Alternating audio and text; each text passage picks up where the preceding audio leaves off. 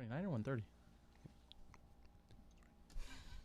Hello, everyone, and welcome to SmashBoxxTV. We're doing a little off-air countdown. I believe we're on. I was trying to confirm if we're on 129 or 130. I believe it's 129 because last week was 128 with Dave Feldberg. Okay. And funny, 129 is going to be with Dave Feldberg. Oh, we're not done with that guy yet? No, he has more to announce. Huh. Well, that's good. The funny thing is, you asked me just as I hit live. I was like, live. I'm like, yeah. What? Oh, well. I made up a sheet. Normally, I'm a little bit more of the one that's in charge of doing some of the pre-production advertising and putting announcements out there and running around a little bit today. So 129, we're here. And maybe more importantly than the number is the fact that we're going to see and hear the return of Dynamite tonight. We definitely are. We're here. We're clear. And we're proud to be here. You got it. So we are going to welcome Dana back to the show. He's besides being just so cute and lovable and a tournament director for this weekend, he's been a family man and doing so many other things. He's even, I think, prepared a segment. So what? Here he is trying to show us up on the show.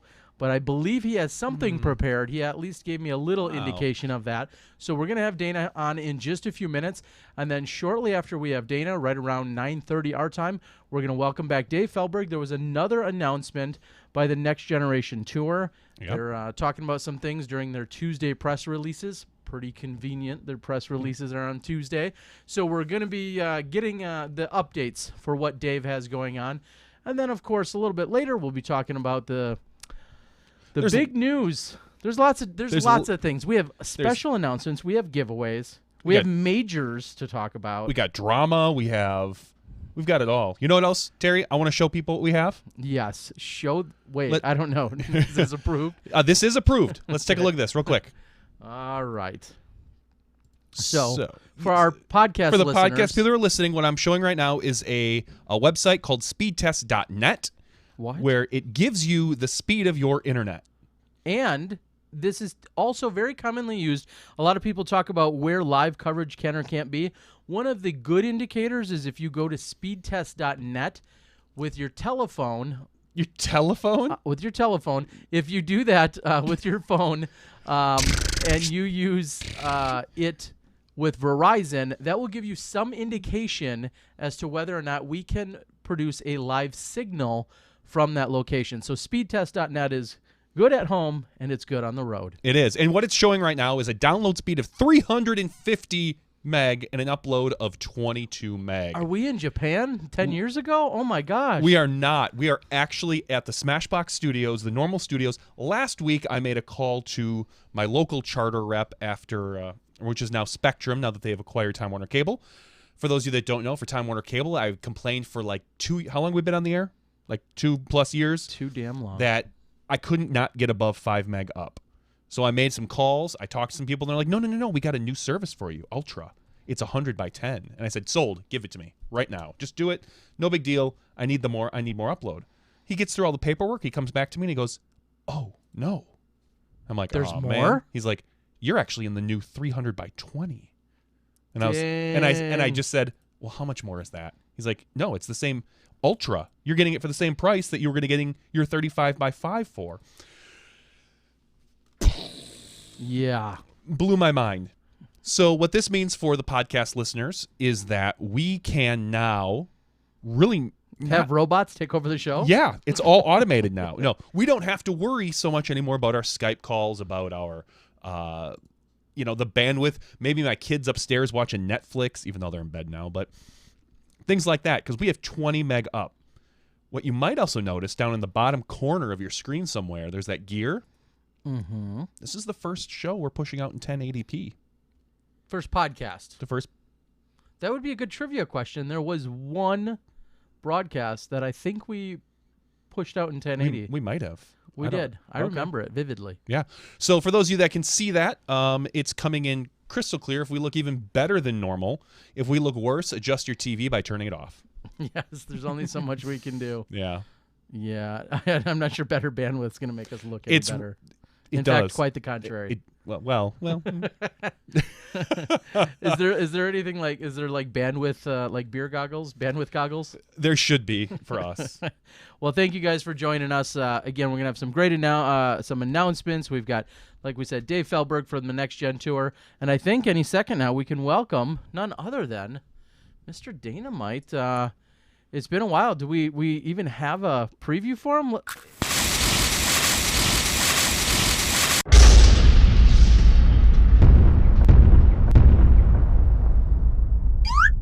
Boom goes the dynamite.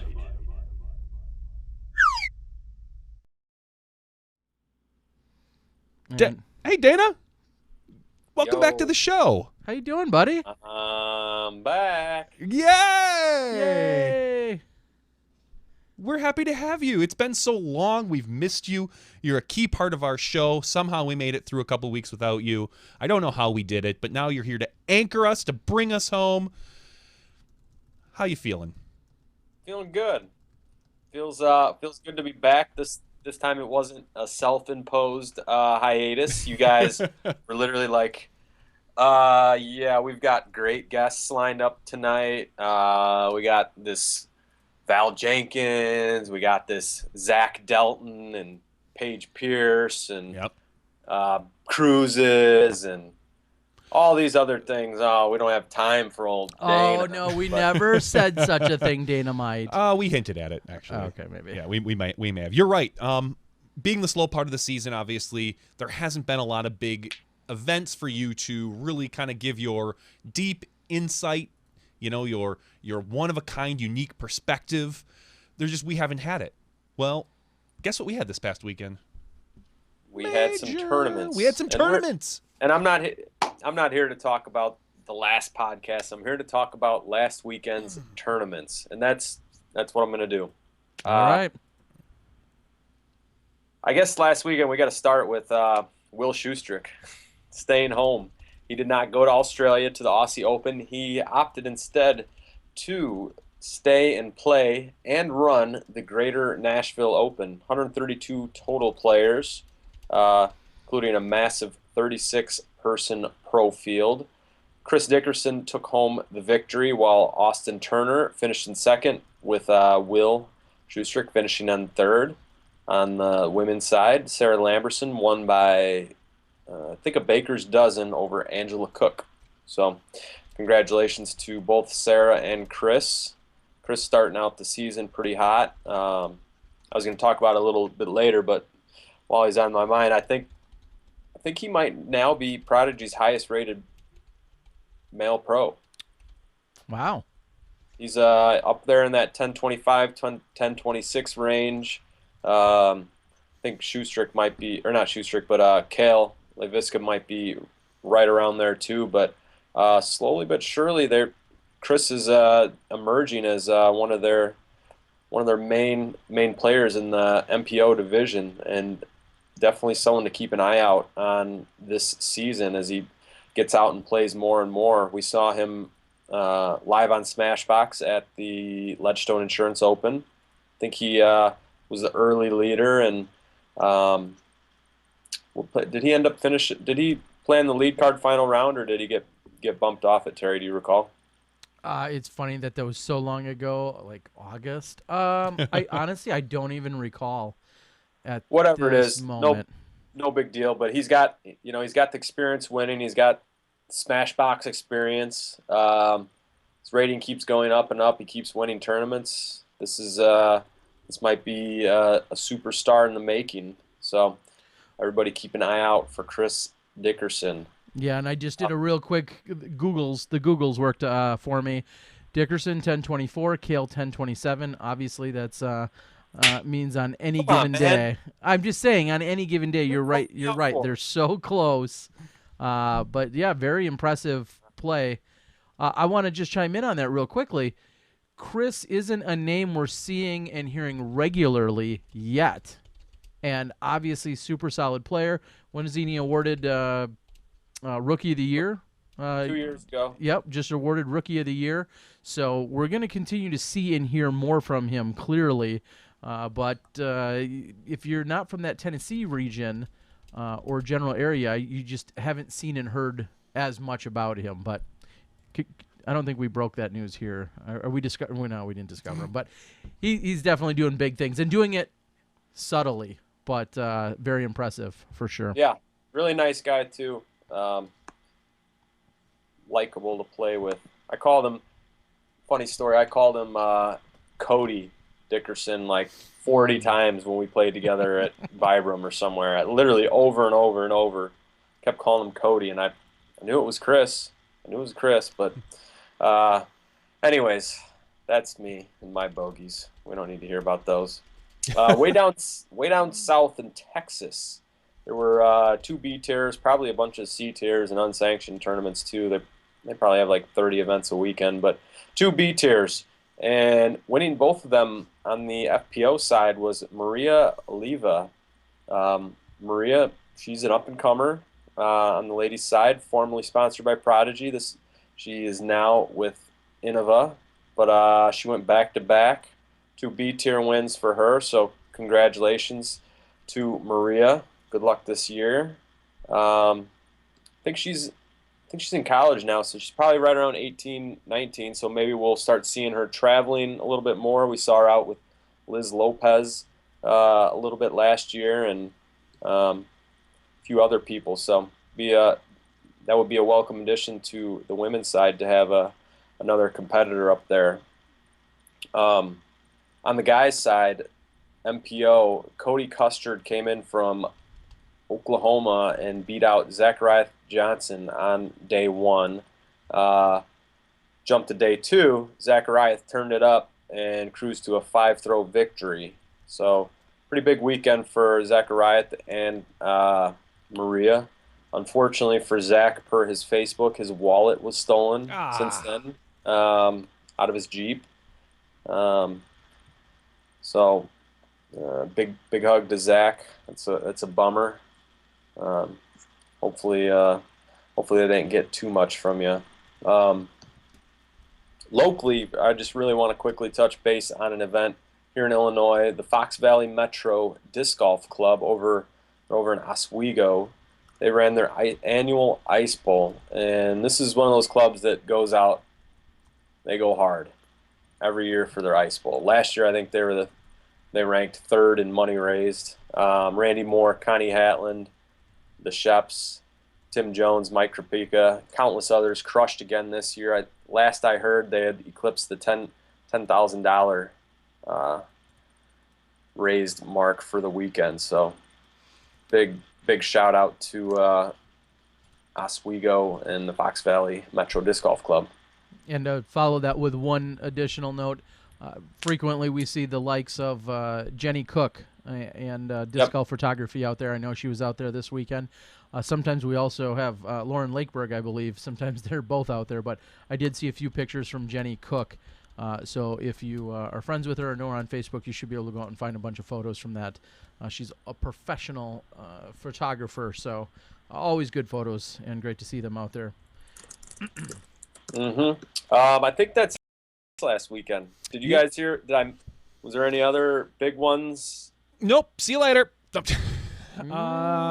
that I know of. Not on this side of the world, and we don't usually cover the other sides of the southern world. hemisphere. Yeah, we won't usually cover the southern hemisphere or the opposite side of the planet or anything. So, but apparently there was one going on over there.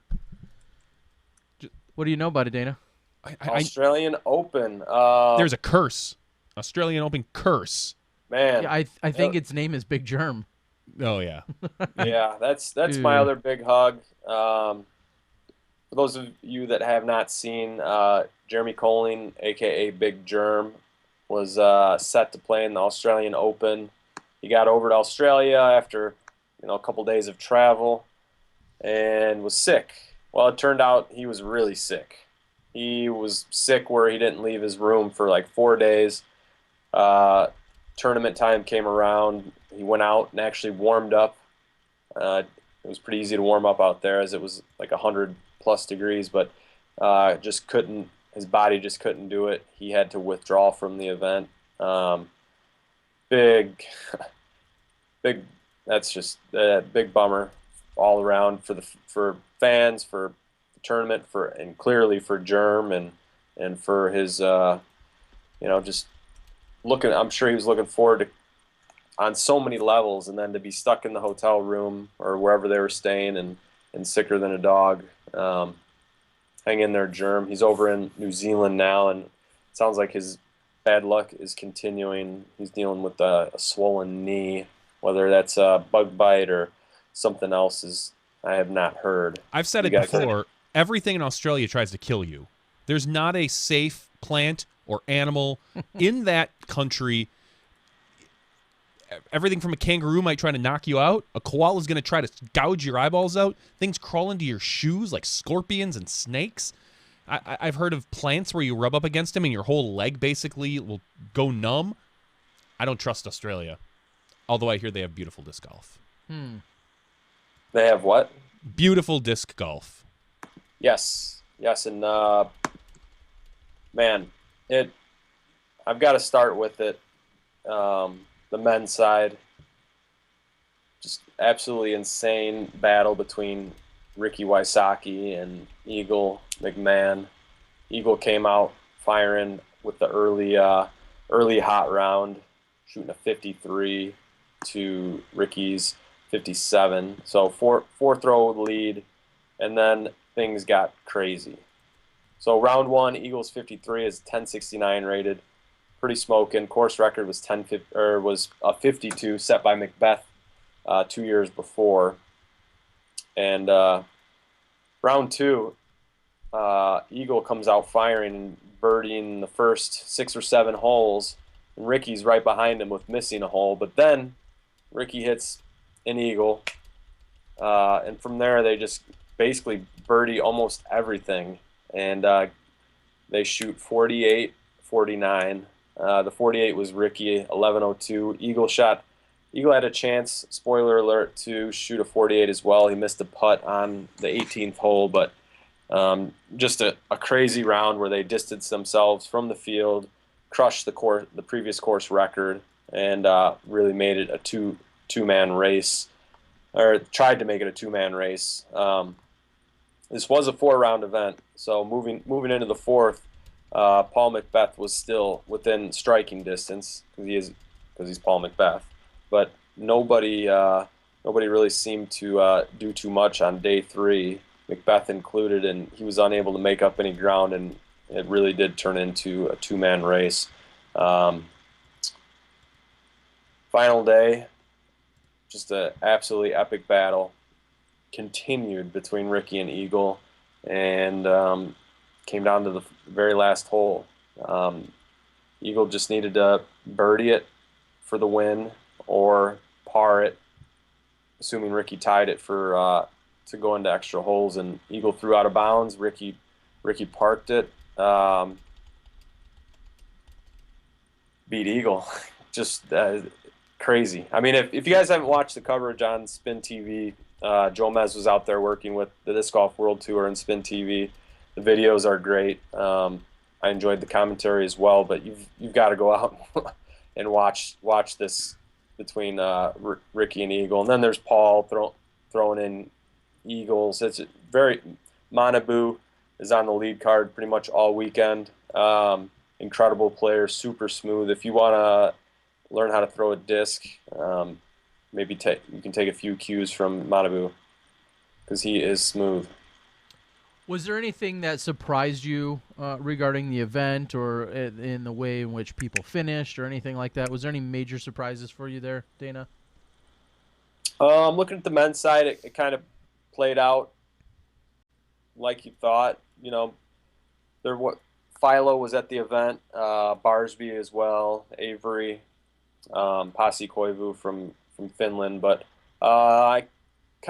Philo had won the weekend before over in Thailand, I believe, and thought maybe this could be a weekend where he might come out and maybe compete for the victory, because it is I remember back to the videos, it's a thrower's course. Like you're rewarded for great tee shots, and Philo he's really great off the tee, but I mean Philo still shot Philo shot 31 under par.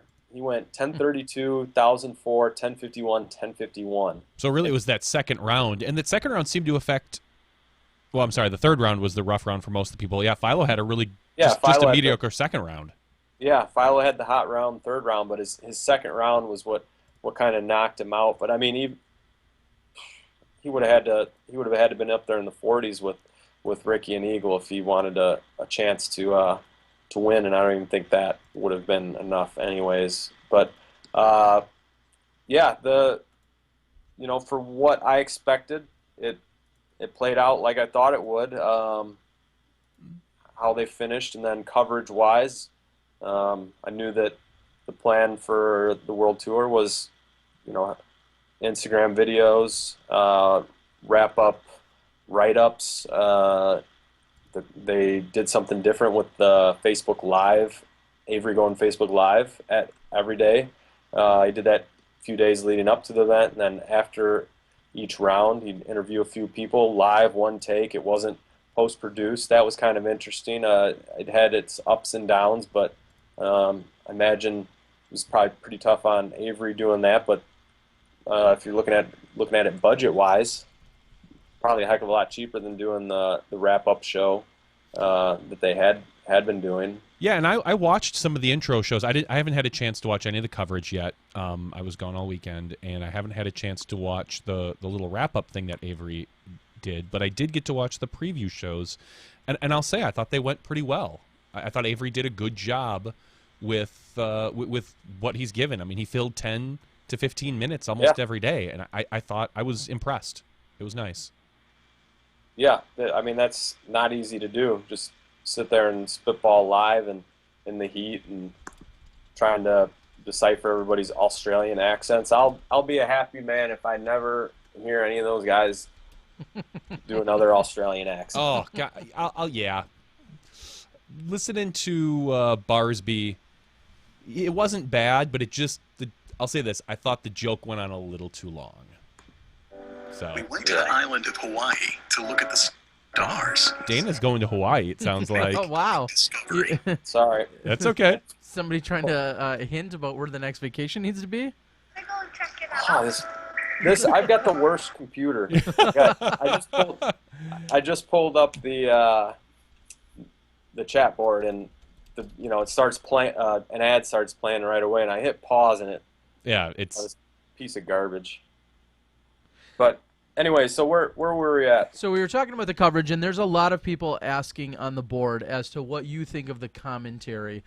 They switched it up. They had a number of different commentators. They had Avery Jenkins along with Eagle. They had Avery along with Barsby. Jamie Thomas did the entire final round.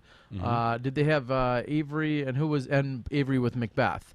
And I didn't get a chance to watch all those. I live in the moment, man. Like, that stuff's so 3 days ago. If it ain't live, it didn't happen. No, but you were one of the few people that are up all night that would have been. I watching was. In fact, live. I actually, after the third round, on a total, just kind of, on a spur of the moment, I said, let's see who else is up. And I went live on my Disc Golf Guy channel. And sure enough, within minutes, there was like 60 or 70 people all chatting and talking about the scores and what had just happened during the third round. So, yeah, I'll admit I was up for some of that stuff, kind of watching the scores.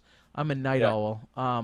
But did you have any input? And I made a post earlier today on in response to something UC had asked. But did you have any input on either the variety of the players or their skill sets or anything like that you want to talk about or address in seeing the three sets of commentators, and then the final round was just exclusively Jamie? Is Jamie officially have all final rounds on lockdown? They bring in the. Well, I think they do that because the players want to leave. So Jomez films all the stuff, probably puts a really rough cut, not a really rough, puts a good cut together, sends it to Jamie, where then Jamie has to fill time because the players aren't going to hang out that extra day. They're going to leave. They're going to go to Sydney or wherever they happen to be. And I think that's not just for this World Tour event, but that's almost any event you go to. That Sunday, half the guys bolt out, the other half are looking at that next event. Okay. So that would make a lot of sense. Well, there's a lot of different strategies there, of course, on the board, and you see on the line. A lot of people love the fact that somebody from the card who knew what was going on with some of the intricacies and the details from that card can speak a little bit more of them. And Disc Golf Nerd and others have said, he says, I find it awkward that someone on the card is commentating. I can see both ways. I think it's great to have somebody from the card personally to be doing it, because like I said, they can say, oh yeah, I didn't think I was OB there, I was really shocked that it was, or when he threw into that tree, I was really surprised by that. I feel like those insights can only come from someone on the card. I'll also say, and I say it all the time, and because I'm frequently criticized, we continue just to see that there are favorites and people like certain groups, and the idea of them switching it up, I think, can do just that, because you're going to probably like or love at least one of the pairs that they switch it up with. And so I thought that was a really good move to see. I felt like Avery, the little bit I did see, I felt like he let a little bit more of the disc do the talking, so to speak. When he was doing some commentary, I felt that it was a little bit more evenly paced from a few of the previous productions that I've seen. And there's always that fine balance. Some people want everybody just to shut up and watch the golf, and some people want to know every single detail. I felt like it was paced really well, and then I see people completely disagreeing with that and just all up in arms saying, No surprise, there's a thread out in Disc Golf Course Review. If you look under tournaments in the Aussie Open, Jamie Thomas actually goes out there and says, hey guys, what can we change? What can we do better? What do you want to see? And you have it's a great conversation, but it's not. You have every option. Exactly. I want to see more discs. I want to see different commentators. I want to see graphics. I want to see this. I want to see that. They want everything at the speed of nothing. Well, and not just everything though, but for every person that says, I love this commentator, there's equally as many people that say, I hate this commentator. It's not so much about the commentators, and we all agree with that. There's Johnny, my Nantucket Skins match commentary was brilliant. And tons of people hated on it. I don't know why. I don't believe that. So that right there should tell you that trolls, Dana. And to get to Terry's answer, I enjoyed listening to the different guests. I enjoyed Avery. Avery's one of the most knowledgeable disc golfers out there. For certain. If I was to say, Avery, you should do something different, I would say maybe try to drop some more knowledge versus calling the shots like as they're going, like, oh, that kicked off. Sometimes we see the disc hit the tree and go to the right, and to hear it as well. For me, anyways, this is my. I don't always need to hear each call of what the disc does, but I thought he did a really good job, and he's extremely knowledgeable. And then it was a nice touch having Eagle on, and then Barsby, a nice touch. Barsby wasn't on the card, but Barsby's highly entertaining. And then, of course, Macbeth on there. I thought Macbeth offered some really good insights as well. So, and then Jamie cleaning it up did a pretty solid job. So, but then again, I also I watch videos without the commentators. Yeah, there's something. I like watching it. I like watching it all, but I'm a hardcore disc golf fan, and I know that, and Terry knows, and I assume most people out there know, is some people like it one way, some people like the other, and you're damned if you do and you're damned if you don't. And but what I can say is that the Jomez, that was definitely some of their best top notch work, especially flipping it around on a time crunch. They had the 3 cameras working out there. I really liked when some of the players would hit a putt, and then we'd see the putt, and then they'd flash to the other camera and have another angle of it, and just it played really well, and I thought it was high quality. Exactly, and even there, that goes to the whole strategy of it all, and it's something that I posted earlier today, and again in response on UC's thread. When you talk about strategies, having the 2 cameras, which are clearly needed, especially on such a long course like that with the par 4s and 5s, there was criticism out there saying, well, then they had that other guy, getting just that, the really cool slow-mo reaction shots. Could he have been elsewhere? Could he have, been with the women with a different camera or even a similar camera? So again, no matter what you do, there's always somebody that can second guess the strategy in which you attack it. If it's clear their strategy is to make videos that are trying to cater to not the hardcore disc golf fan. Obviously it caters to us, but they're having that extra camera and that extra look and that what seemed to be what was a super professional look. To lose that would have been going against what they're trying to do with putting out this super high quality post-produced video content. And somebody asked, for those of you that don't know, all this Jomez coverage is actually on the Spin TV page right now. Correct. It's not on his personal page.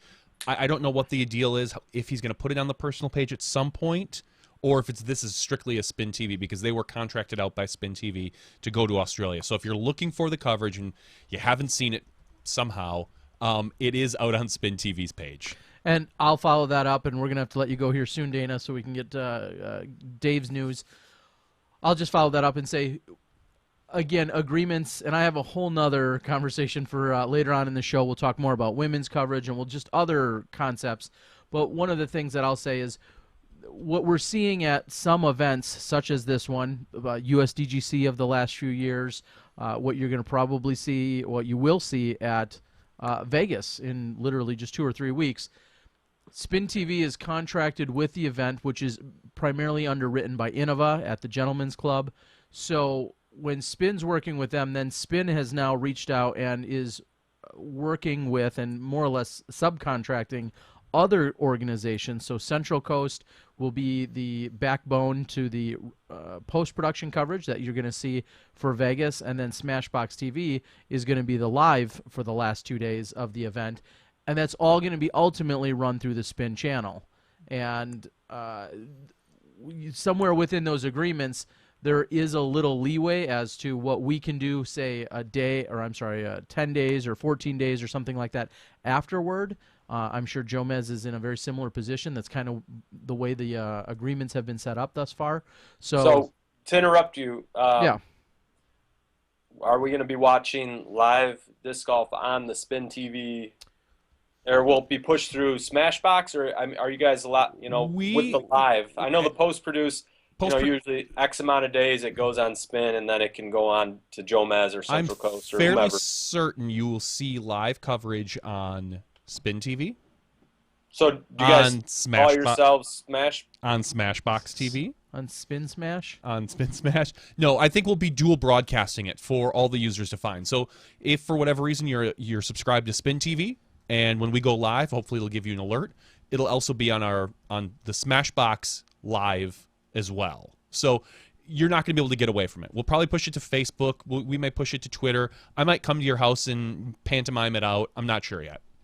So it's going to be out there in a multitude of ways, and it's great because obviously Spin is sitting with 50,000 subscribers. SmashBox, if you're a subscriber, just there.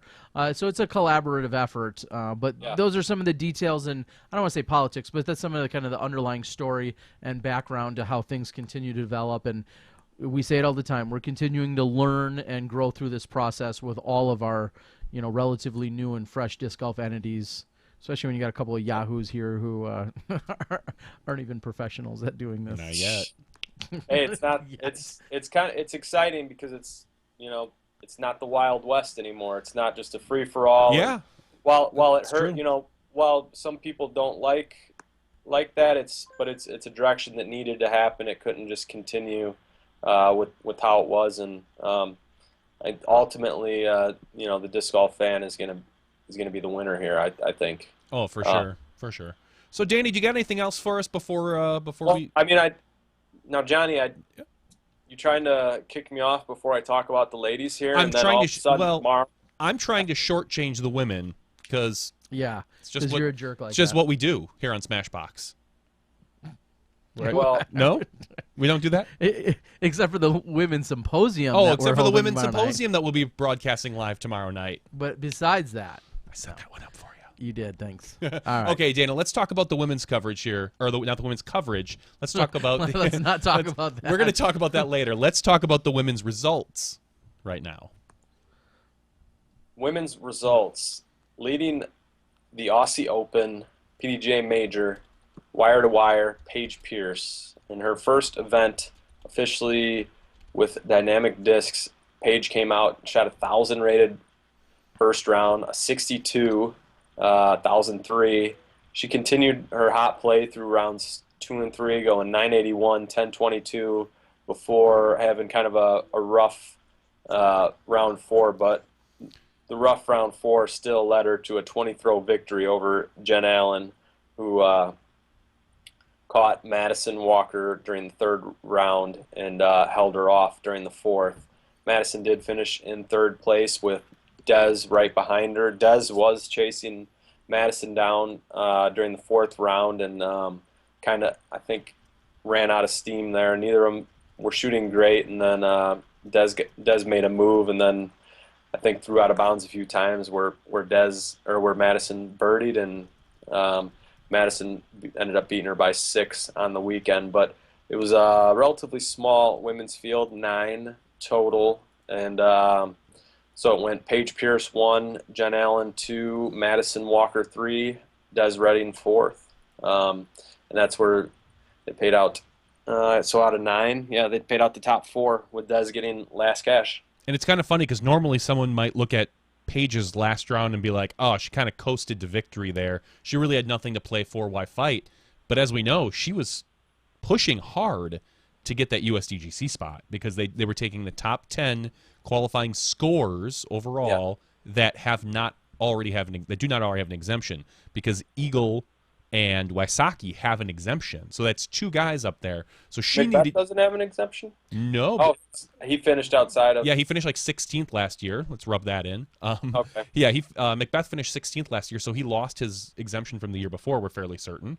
And, I mean, I think they're going year by year now. So more or less she had to beat 8 men within all the fields. That includes the Masters, if I'm fairly certain, and Advanced. Advanced might have played different tees, so they probably didn't count. They weren't anywhere close to her. They might have played the same tees, but they were nowhere close to her score-wise. They weren't. So, yeah, so she ended up, I believe that she had 1 or 2 spots to spare when it came down to it, because she was at a 6 under, and Das Loomis was at 4 under. Chris Finn was at 1 under. So I think if I have my numbers right, Todd Nowak is not going to make it in. So everybody else everybody above Todd Nowak. Sorry. So, but Paige actually did. She was one of the first, I think, the second or the third woman to ever qualify. Fourth. We'll talk about that later. Terry had to do a little rebuttal. Yeah. So Paige is actually the 4th woman to qualify for a USDGC spot via scores. Yes. So congrats to Paige. Congrats to the women. It looked like they had a really good time. We'll talk again more about coverage and some strategies and some details of that. We can get to that a little bit later as well. It's certainly a great topic that needs to be discussed. Well, be fair. Level-headed, Terry. Are we never not fair? And level-headed. Well, I don't know. I love that. I love that I get such a hard time for how my hair looks on any given night, and then I come here and I'm complaining to myself that I didn't do my hair, and then everybody still gives me a hard time. I can't win with you people. Yes, I'm getting a haircut tomorrow. Leave me alone, Schwebby. All right, I'll be fair. There's conversations to be had. There's strategies. There's no perfect solutions to a lot of this. No, you're short of having 36 cameras out there. You're never going to please everybody. So we know that. But there's nothing we know more. There's things we want to certainly talk about and address, and we'll do just we that. need to talk. So, all right, Dana, we got to cut you loose. We've got, when you get a world title and Dave Feldberg, we'll get you on for a longer segment. No, he's hitting me up. I think he has to go way out of his way to then step in and join us. And so I'm trying to stay prompt with him. We told him 9:30. Yes, I'll just drop part 2 of what I was going to talk about. So what was No. Talk to Dave. You can always join, Join us later. Dana. Join us You're later. welcome to join us Yeah, later. we'll see how fired up you guys get me if we keep this way. Well, Dana, thanks for coming back. We really appreciate having you. As always, you are a integral part of our show, and as I've said to everybody, thanks for all the patrons, because of you guys, we can now kick Dana a little bit of cash at the end of every month. Is Dana a patron? He should be one. We'll see. We can kick Dana a little bit of cash for coming on here making it rain every time you're on here. So thanks, Dana. We really appreciate it. We're gonna get Dave on the line. Maybe we'll chat with you later. Was there a correlation? I believe when you told me that you guys were gonna start throwing me a few bucks when I'm on. All of a sudden, I'm not on for 4 weeks. Like Dana, we're gonna give you money every week you're on. You can't be. We'll see you in a month, buddy. Yeah. All right, guys, tell All right. Feldy I said hi, and shout out to the Smashies. It's good to see you again. All right, All pal. right, thanks, Dana. And Dynamite, who's made a post yesterday. I think it was just yesterday. Congratulations and happy birthday to his adorable grandmother. Turned 95. He said she had 2 margaritas and she was lit. It was the lights out. One she of was those ready nights. Oh yeah. Oh, Grandma. Yeah, Grandma getting to it with a pair of margaritas. Gotta love to see that. So, Mill Dog is out on the board, asking if I look like one of those Lego dudes. In real life, Terry does kind of look like one of those Lego guys. He's got that stature, that big square head. All right. Anyway, so more important news: we've got a world champion, the 2008 world champion, and a gentleman who's played more disc golf in more countries in competition than any other person on the planet. Dave Feldberg. How are we doing tonight, Dave? I'm doing good. Good to see you. Good to hear. Big news today that Next Generation Tour is giving out a press release and giving some more information about the tour. What can you share with us? Well, we wanted to announce our partnership with the Disc Golf Pro Tour. If you noticed that some of the things that we talked about last week was, being a longtime competitor of the sport and being someone who's been, loving competitions and meeting so many players throughout the years, I just, noticed that it'd be nice to have some kind of a system, almost like minor league disc golf or something, where you could, players had an opportunity to grow within one system and make it to another and feel validated about taking those next steps to either pro or AM, from AM to pro. And so what we've done is we partner with the Disc Golf Pro Tour, and they're going to take the top 5 finishers from our tour and guarantee that they'll be able to play in all of the Disc Golf Pro Tour events in 2018, basically like a tour card. Wow. So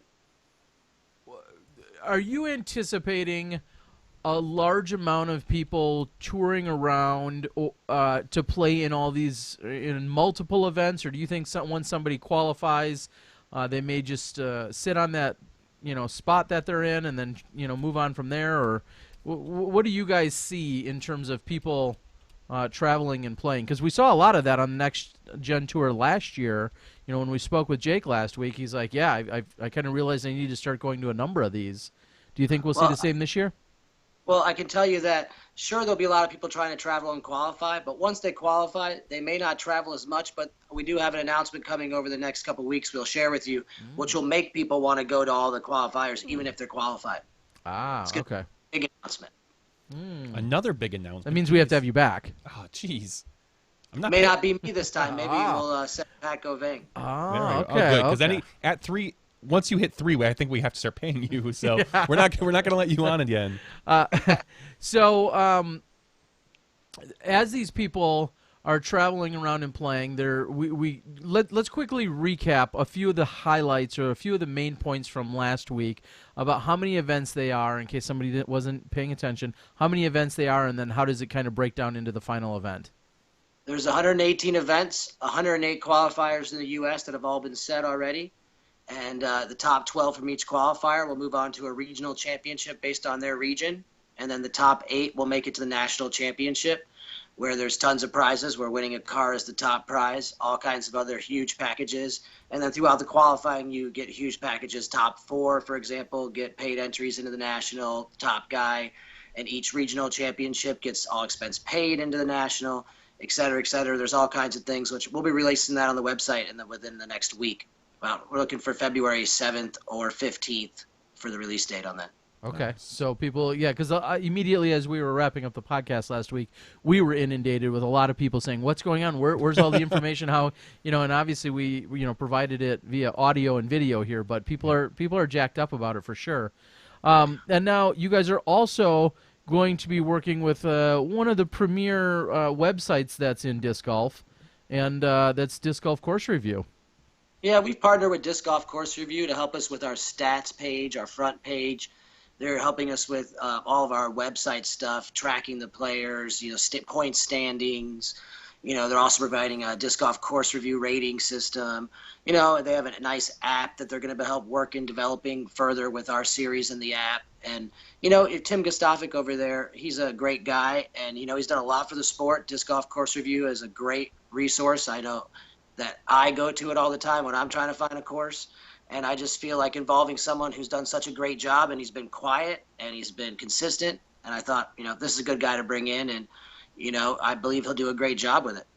Okay, and I was just checking over the press release here, and we've talked about, kind of this Q School concept. That's a mouthful.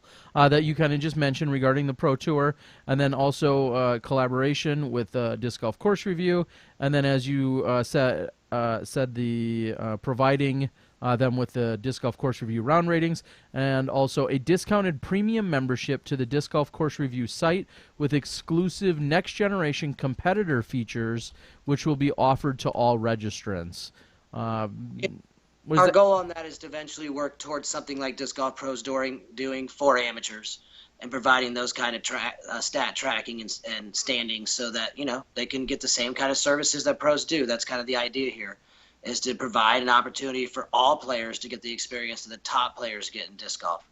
And, as someone who's got to experience what top players get, I know that we get treated on a different level, and I'd like to be able to spread that to all kinds of players all over the world. So starting here in the U.S., this is one of the ideas that we're working with, is trying to spread that. Do you feel like you get treated too well? I'm just giving you a hard time. Well, I think it's pretty, common for people in sports, the top of sports, to be treated well.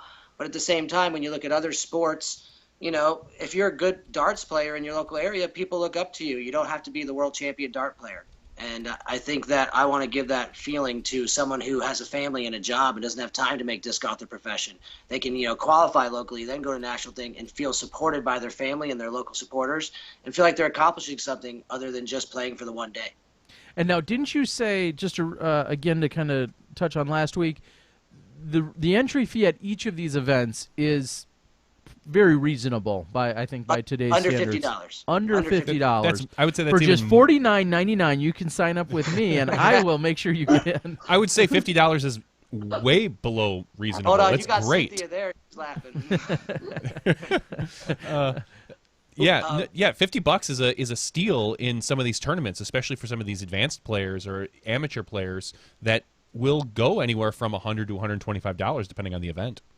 Yeah, so it's very affordable. And then I have one other announcement tonight that we didn't tell you about, Terry. What? No, you're gonna have to call me privately and see if this is all right to announce. No, go ahead. What do you got? This is the exclusive. Let me get a quote ready.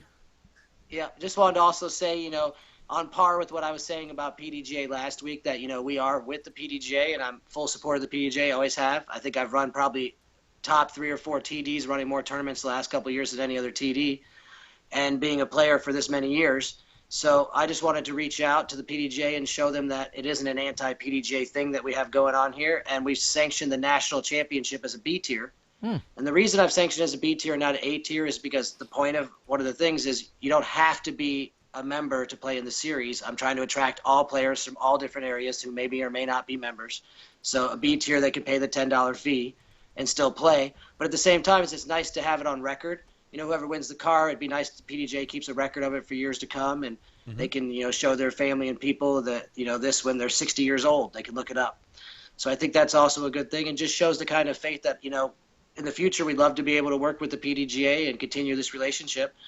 But at this time, we had to decide with the budget how we wanted to spend the money, and getting people a car and big prizes, I think, and trying some new ideas like this is growing the sport. And PDJ is getting a lot out of it from us with fees and stuff like that. So I with the registration fees, and now with being a sanctioned event, they'll get some of the hype around, the PDGA. So just wanted to put that out there and make sure people understand that this is a grassroots small organization, not a membership organization. That's a tour trying to try something new and give people a fun, competitive thing to try and stay with all year, so they can, follow it, and that creates hype. If you qualify, then you tell your wife, hey, I qualified, I get to go on to the next level. She's like, oh, really? And they're paying for me? No way, and your family gets behind it, Instead of saying, hey, I'm traveling to a tournament 12 hours away. What did you get? Playing for 5 days. I think that it makes a big difference in your family support. And so this kind of opportunity was what I had to make the decision with me and my partners to decide how we would use the money. And I think it's better used in growing the sport this way. Okay. Well, and that's a step, as you said. You guys are have set up as a specific entity with a goal and budgets and all of those other things. You've aligned yourself in that particular direction, and then that's definitely reaching across the aisle a little bit, or somewhat of a compromise in the sense too that you guys are recognizing that some of your largest events as you round out the year is going to be in collaboration with the PDGA. So I think that's a start and a step in the right direction. So. And I feel like anyone can go any direction they want, but that certainly is, I think, a great gesture. Maybe that's a better way to put it. Yeah, just wanted to show that, I've always been behind the PDGA. Yeah, so. Understandable. You've made your living playing PDGA events and everything else. So it's you signed up for the PDGA when, Dave? 1997. Okay. I played you weeks after having my first membership. You lost to me weeks after having your membership. I know. Snap! Came to my town the first time and whooped everybody up. I was like, who's this Terry Miller guy? Well, I had to train to beat you with that lucky ace the next time. Just saying. Yeah, you got lucky. Hole 8, Colebrook. Silly. Anyway, well, this is really exciting, and I have this notion or this feeling that just about every Tuesday we're going to probably be hearing more updates again, whether it's from you or Pat or someone else, possibly even some of the new partners that you guys are developing in terms of sponsorships and whatnot. We're going to probably be getting some great updates from you guys every Tuesday. Is that the plan? Yeah, we're looking at trying to do that. We're trying to, again, everything is about anticipation, just like with the tour, winning the car.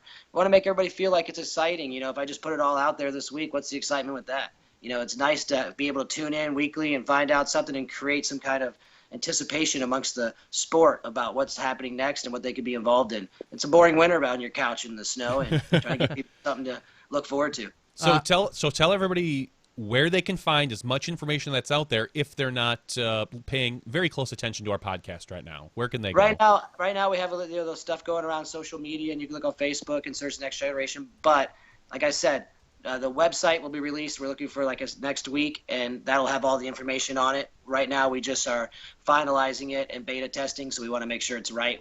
I hate putting out things that aren't finalized. I've done that in the past in my career with Nonstop Disc Golf, for example, and the website wasn't working properly for the first month. And, I want to make sure this is working great, so we have a great team of people, professionals, and we're in the beta testing process, so it should happen very soon. And at that point, we'll put it out, but it will be nextgenerationdiscgolf.com will be where you'll be able to go. Right now, it's obviously under work, so. Okay. Well, there's a lot of people clamoring on the board. Of course, last week we talked about the excitement, and everyone that's out there now is saying, where can I find out more? Where are these events? In fact, one of the regional reps from our area reached out to me just today, and spoiler, she had said, hey, I'm running one of these Next Generation Tour stops. Can you change the date you're running a tournament? Because I want to be able to play and play in yours, but run it. And real problems we have here. Yeah, a lot of people working. Like I said, we have over 50 TDs and 9 coordinators. And, I don't think there's a state missing except for South Dakota. Wow. No, North Dakota. I think I even have North Dakota and Hawaii is where I don't have them right now, I believe. Okay. But I even have Alaska and Maine. So I think that we're well spread out, and if you're interested in playing, there is one near you, and the information is coming soon. Don't worry. We're going to give you plenty of time to register. The first event doesn't start till April 1st. That's the earliest possible qualifier is April 1st. So registration is going to open after the Memorial, and you'll have plenty of time to register and make your plans. And speaking of the Memorial, Vegas, the Memorial, are we going to see you at those? Playing? All right. It's official. I'm going to play Masters for the first time in my You career. old you man. old. Oh my, you Sorry, old got man. laughter in the Hey background Terry, here. wait, can you play Masters yet? No. I can't play Masters yet. And my PDGA number is lower. Wait, what's his number? Like 12,000 and something. Ah, he's got me beat by a little bit. Yeah, mine's 10,000. Cynthia, could you give me my walker, please? Can you hold my bag, my umbrella? Oh, that's cute, I'm going to be Feldberg. a 39-year-old master. I don't turn 40 till April. But, All right, fair enough, fair enough. well, all it is Vegas is going to, they have a great Masters payout in field. I get to play against Patrick Brown, and Don Smith and Shasta Chris, a great group of people, And at the same time, it qualifies for the U.S. Open. So if I'm at the level that I'm supposed to be at, I'll still get my qualification for the U.S. Open. And the next week, I have to play Open. As the only tour I committed to this year was the Disc Golf Pro Tour. Sure. Besides a couple national tours here and there and the majors, I'm going to be following the Disc Golf Pro Tour and playing 7 of the 9 qualifying for the final. Kevin McCoy's ready for you. He says, "Good. I can't wait to play against him." I don't think he said play Oh, against maybe him. I edited that a little. Kick. Yeah, I can't wait to see people like McCoy. A lot of great competitors up there. You got trash talkers like McCoy. They'll always come around. But the stats speak for it. We played each other many times in the Open. I don't think things are going to change in the Masters. Oh, wow. Ouch. Good luck to you, McCoy. See you out on the course. Oh, yeah. Fair enough. I love the Yeah. Masters smack talk. It's always Yeah, it's so always live. the best. There's People less live. there's a Numbers little don't. less open smack talk. You get the Masters that they've they know they can't compete anymore. Yeah, So, yeah. so they just talk smack amongst each other, Did right? you bring your birdie bag and your WD-40? Yeah, I got them both. It's right next to the Ben Gay in the bag. Yeah, but overall, Terry, you got to say it's going to be great getting to compete against those. A lot of the Masters guys are some serious great guys. Oh, Even of McCoy, course.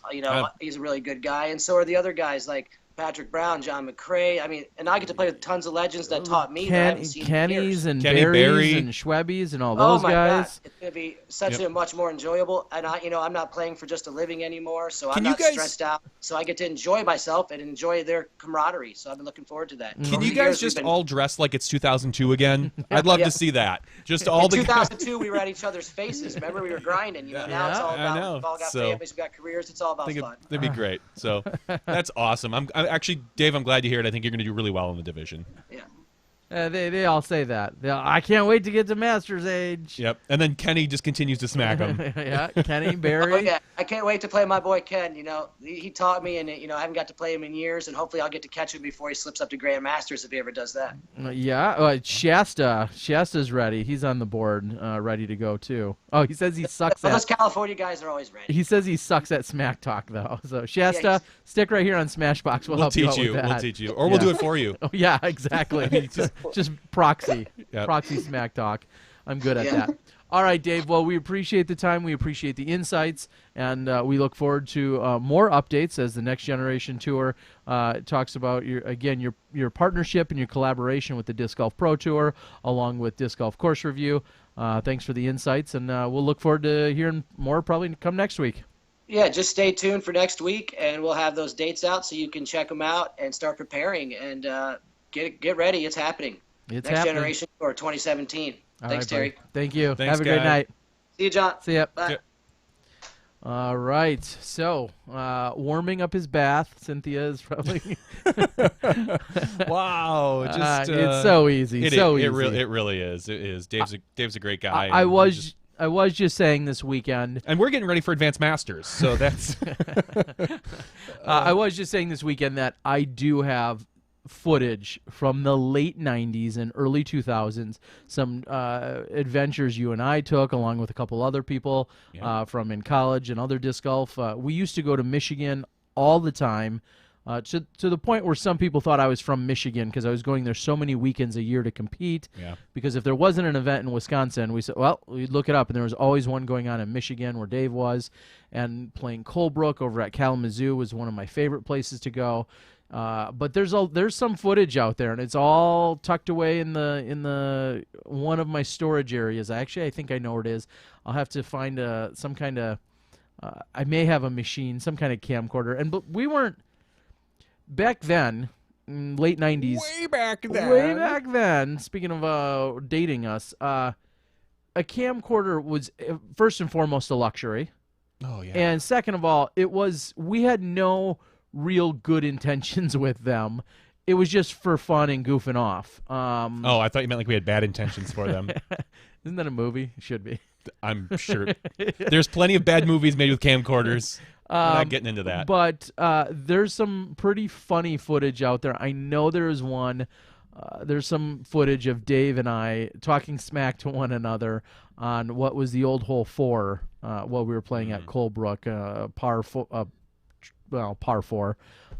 Yeah, and so someday that footage, I'll dig it all out. We'll have to get it. I'll have to get it all converted so we could see it today. I think there's going to be some pretty entertaining stuff. That'd be fun to take some of that stuff and maybe just let our patrons see it for a while. Yeah, there's some things we could do with it. I've been meaning to dig it out for years, but it's aging like a fine wine right now. It really is. It'll be good stuff someday. So, all right. Jarrett wants to know what happened to my Elvis hair. Yesterday, you just had the jailhouse curl. Yeah, you came from working out, so I'm assuming you showered there. Terry was walking. I had made a post before I kind of switched up the board, and I said, we got 5 minutes, and Terry's not in my house, which is kind of strange. He comes rushing in and throws laundry in, and as normal, and does his little thing. He didn't even have time to do his hair. That's how you know. That's how you know. That's how you know we're things here serious. For our smashies. Things are serious. The question is, where do we sidetrack? No, sidetrack's not the word. Where do we jump into first? Now that we put a number of different topics off. Well, I have a list of new. Yeah, this is like our show notes I make. I like it. I know. News and social media section. I've got a couple things we can talk about. We can talk about the women's payout, the women's coverage. Macbeth, I have a note for, and something Infinite Discs has put out there about about disc sales. Which topic, Terry, would you like to touch on first? Then we have a huge announcement. Oh yeah, we have a huge announcement. We'll save that. There's the tease, the disc tease I love to give. All right, let's go with Infinite Discs. Let's start there. So Infinite Discs has released. Is this a paid advertisement? It is not. It is not a paid advertisement. It could be for the right price. For the right price. Infinite Discs has released a blog post talking about disc golf sale trends by brand. And you have to understand, this is strictly sales on Infinite Discs website. They offer every manufacturer pretty much that's out there, all the major ones. So this is just one customer. I'm going to pull up a graph here on the board that talks about their sales by year. And I thought it was kind of interesting that you can see with all the new manufacturers coming out, you would kind of guess that in the past couple of years, Innova sales may have dipped just a slight bit. But they've almost consistently, they look like they took a tiny dip in 2014, but they are now back on the upswing in the past 2 years. Trilogy, as we look at the thing, they started out 2013 selling, it looks like about 12% of Infinite sales, shot up dramatically, almost up to where Innova is, and they've done a little dip, probably, maybe a percentage or two. So, can you zoom in at all? Someone asked. A little bit. No, sorry to. Yeah. So as you're talking about this in the various sales, here this is. I know this is almost gonna sound like a dumb question. Almost. Is it at all possible that websites, we know regions of the country, yep, have definitely have their favorites. You go to certain states and certain areas. For a long time for us, Michigan was Discraft, Minnesota was kind of Discraft. And that had a lot to do with the local players at Timmy Gill and so on and so forth. Yep. And it was very regional. That was way before, internet disc sales were what they are today. My question would be, do you feel like, or is there any data out there, and who knows who would be providing it, if there's still a regional bias? Clearly, it's the World Wide Web, but you got to wonder if you're a fan of a particular website, or if you're a fan of particular plastic. Like if you really love MVP plastic and you think, oh well, you know who gets the best MVP plastic? It's this online manufacturer. This is someone I'm going to go to. I don't know if there's that or not, to be honest. It might say in the article. I skimmed through the article. They kind of went through year by year on what your kind of sales were for each year. I just kind of think they're more of a general sales topic, and I think this probably has a relatively close aspect as far as probably the disc sales throughout the country, I would say. I mean, I think you are going to see different, like we say, different websites might have a different view on a particular manufacturer, but I think Infinite Disc is pretty straightforward with all of their plastic. Okay. And it's just, and some people may, and there might be like, go ahead. Well, I was going to say there might be a regional bias too, and I zoned you out for just a moment, but so stop me if you just said this. I've done that to you so many usually times. don't. It's usually me to you. I know. But what I was going to say is, if, like you just said with MVP, let's say you like MVP and you want to buy MVP and they sell MVP, if you're close to them and you know they have it, does that will that ultimately give them a bump right away? Do you know what I mean? Like if I know Infinite Disc sells MVP, but I live relatively close to them and I know I can get it quicker, maybe that's why they actually purchase from one site versus another. And it's possible. It very well is possible. If you know a particular manufacturer or a particular website is going to get you discs faster from a particular manufacturer, for sure. Or yeah. So there's a lot of different ways to look at it. And again, this is just one company's viewpoint.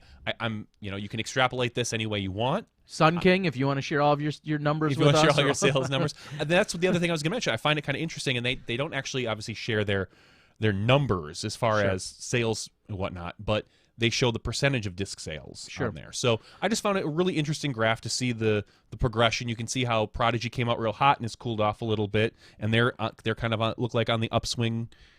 There's just Dynamic Disc shot up very quickly, and then now they're kind of leveling out and plateauing.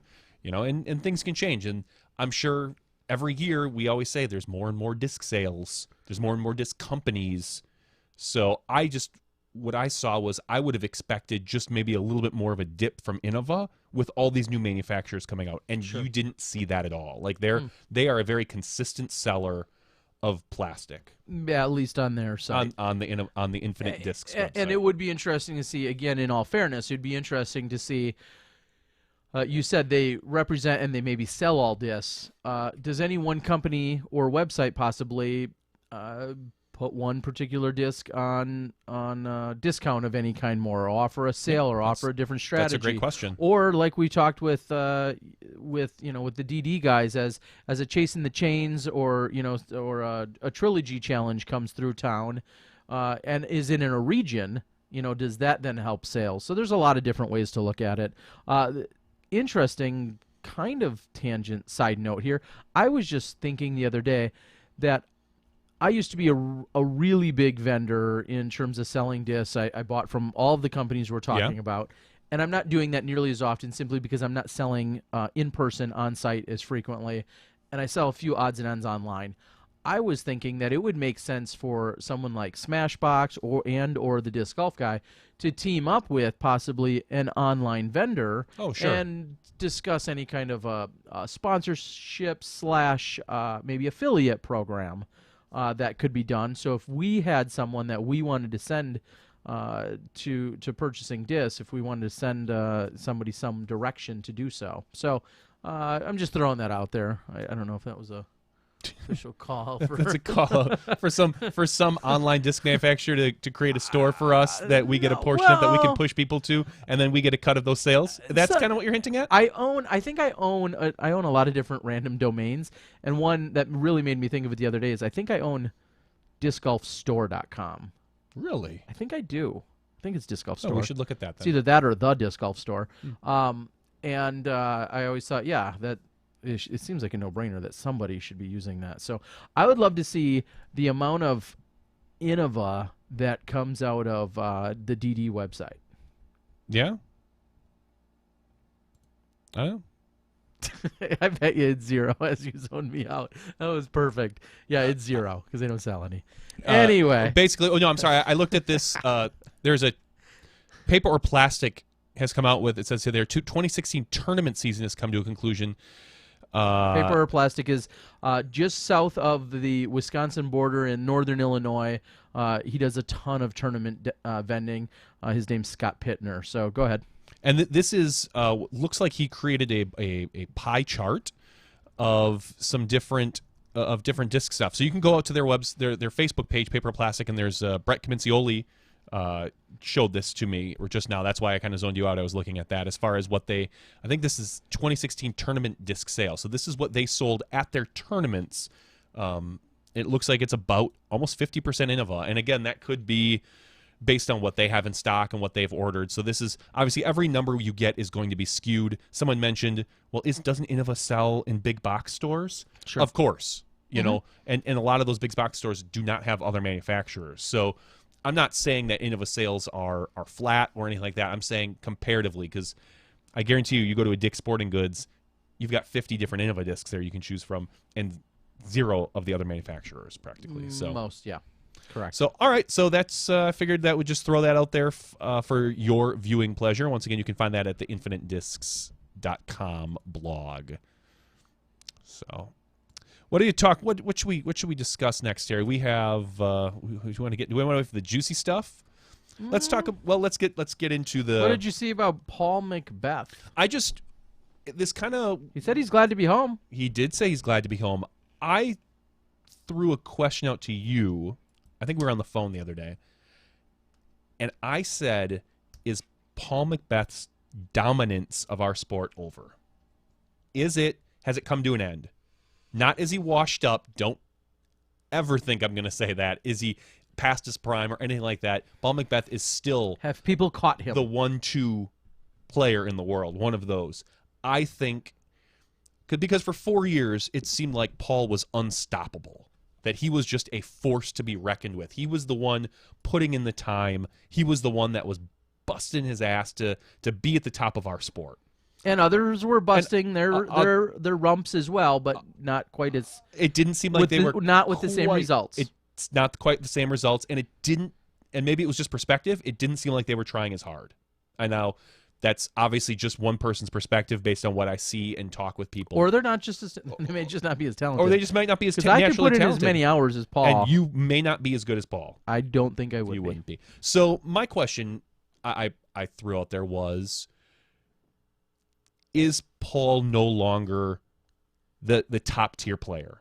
Is he now in a tier with Eagle, Ricky? So no longer an exclusive. No longer top tier. exclusive to his own. Now, when you go to or pick some winners, you have to think about Ricky. You have to think about Eagle. Paul took 3rd this week at a major. He should just pack it up. He's done. Just retire. We got room for you right here, That's right. Paul. Right between us. We'd be happy to have you. Show. No, clearly, and people can balk and yell and scream and everything out there. Of course, he's not washed up. He's not past his prime. None of that. No, of course not. He's still gonna win plenty. The question lots of B tiers out there for him. Ouch. I kid. The question is he going? Can he still separate himself from the field consistently? And I don't think he can. Okay. I think you've seen Ricky for sure, and Eagle. I think it's a little bit soon to jump on the Eagle bandwagon. I think Eagle's an extremely talented player. I think that he has shown that he can compete with these guys. The question is, can he do it consistently? He has done it now 2 events, at USDGC and at this particular major. He's young. He's hungry. He's a vegan, so he's always hungry. I just think that now Ricky has joined Paul in that ultra tier, so to speak. I think that there's no way you could look at our sport and not say these are the 2 top players in the world. Will Ricky catch his player rating? Probably after this last weekend, he will. I think the question, and Shasta Chris and others are chiming in, and we love it. Ricky and Paul seem to still be at their own level. Yes, Eagle played right there with them, of course, and above them even this weekend. Ricky and Paul are just, I still think, at another level. Yes. I just think maybe that gap has closed slightly between the people just below them. Do you consider that other level, what puts into that level? You think it's the experience? Like, as we saw, one of the other things I was thinking is, Eagle choked hole 18 away. He admitted, he said it on he broadcast it out on his social media. That those were his words. I choked because he was thinking about. He wasn't thinking enough about the shot, and he was thinking about the score. Yeah. And he choked it away. Will this experience? And he kind of did the same thing at USCGC. He had some issues, and that's a unique course because that's such a tough. Yeah. Such a that tough. can chew you up any given stretch, any stretch of 3 to 6 holes. You could just melt down and then be fine. Do you think all Eagle needs is a little bit more experience for him to be in that tier with them? Do you think would think so? Do you think the skill set is there consistently? Apparently, right now you have to say that. You have to say that he has the genetic makeup and he has the skill sets to do it because he's throwing as far or further than anyone else, doing it accurately, and he clearly can putt well, and he can clearly get it done under pressure. Sure, he let one slip, but shooting a 16 under is still under pressure in this given situation. So we've seen him do it there. He clearly has proven that the skills are all there. It's just a matter of, will the consistency be there? Because if the consistency is there, then you may have a 3-headed monster on top of Ricky, Paul, and Eagle. Yeah. But that time will have to tell. Yeah, with Eagle, time will tell. With the consistency. Paul has proven it with his overall consistency. Ricky has proven it. The question is, are we going to see Eagle occasionally take 8th, 10th, 15th, 3rd, 4th, whatever? Paul and Ricky almost always are like 1, 2, or 3. And for the longest time, for Paul to finish outside of 3rd was unheard literally of. Went like a whole year without finishing outside of 3rd place. So when Eagle starts always finishing in the top 5, he's clearly good. He's clearly not going anywhere. He can clearly win. But I don't think you can put him in that level till it's a consistent in and out where every week we have to debate, is it Paul, Ricky, or Eagle? And he has to be in that conversation every single weekend because you think he can win every single weekend like we think about Paul and Ricky. Yeah. So close, but not there yet. In 6 months, if we revisit this, we may say, you know what? Eagle hasn't finished outside of the top 5. And that'll be interesting to see with the season coming up, what Eagle does. I think he's going to get a few wins under his belt. I just don't know if like you said, you're going to see him drop into that. Look, Eagle took 11th this week. Yeah, when Paul has a bad weekend, he finishes 3rd. Yeah. When Ricky has a bad weekend, he finishes 3rd or 4th, or has whatever. When most people have a bad weekend, they finish 10th. Or some of our top players. Our top players. Yeah, they finish 10th or 12th or whatever. But yeah, that's what's to be said as to where we'll see an Simon when he gets in and is going to be playing a ton more in the U.S. Is he going to always put himself in those top couple spots? That's a good question. I kind of equate Eagle with Simon right now. They are our top tier players, but they're not quite there yet. They have not shown that consistency. Simon has we'll see what he does. But he's proven time and time again, when the spotlight gets too bright, he tends to fade away a little bit. I mean, he's done it. He's gone on. He won Ledgestone. He's won GBO. But he's also been a few times, like we saw at the Memorial, where he was playing so well, and then it just kind of everything went to pieces. And so we'll see if this year, now that Simon's healthy, he's talked all about how his new eating routine, he's putting better things in his body. He could be up there that tier, and I think this year will truly decide that. Well, he definitely has proven as well. He's got the skill sets. It's just a matter of is he there to entertain? Is he there to win? Or is there a happy medium somewhere in between?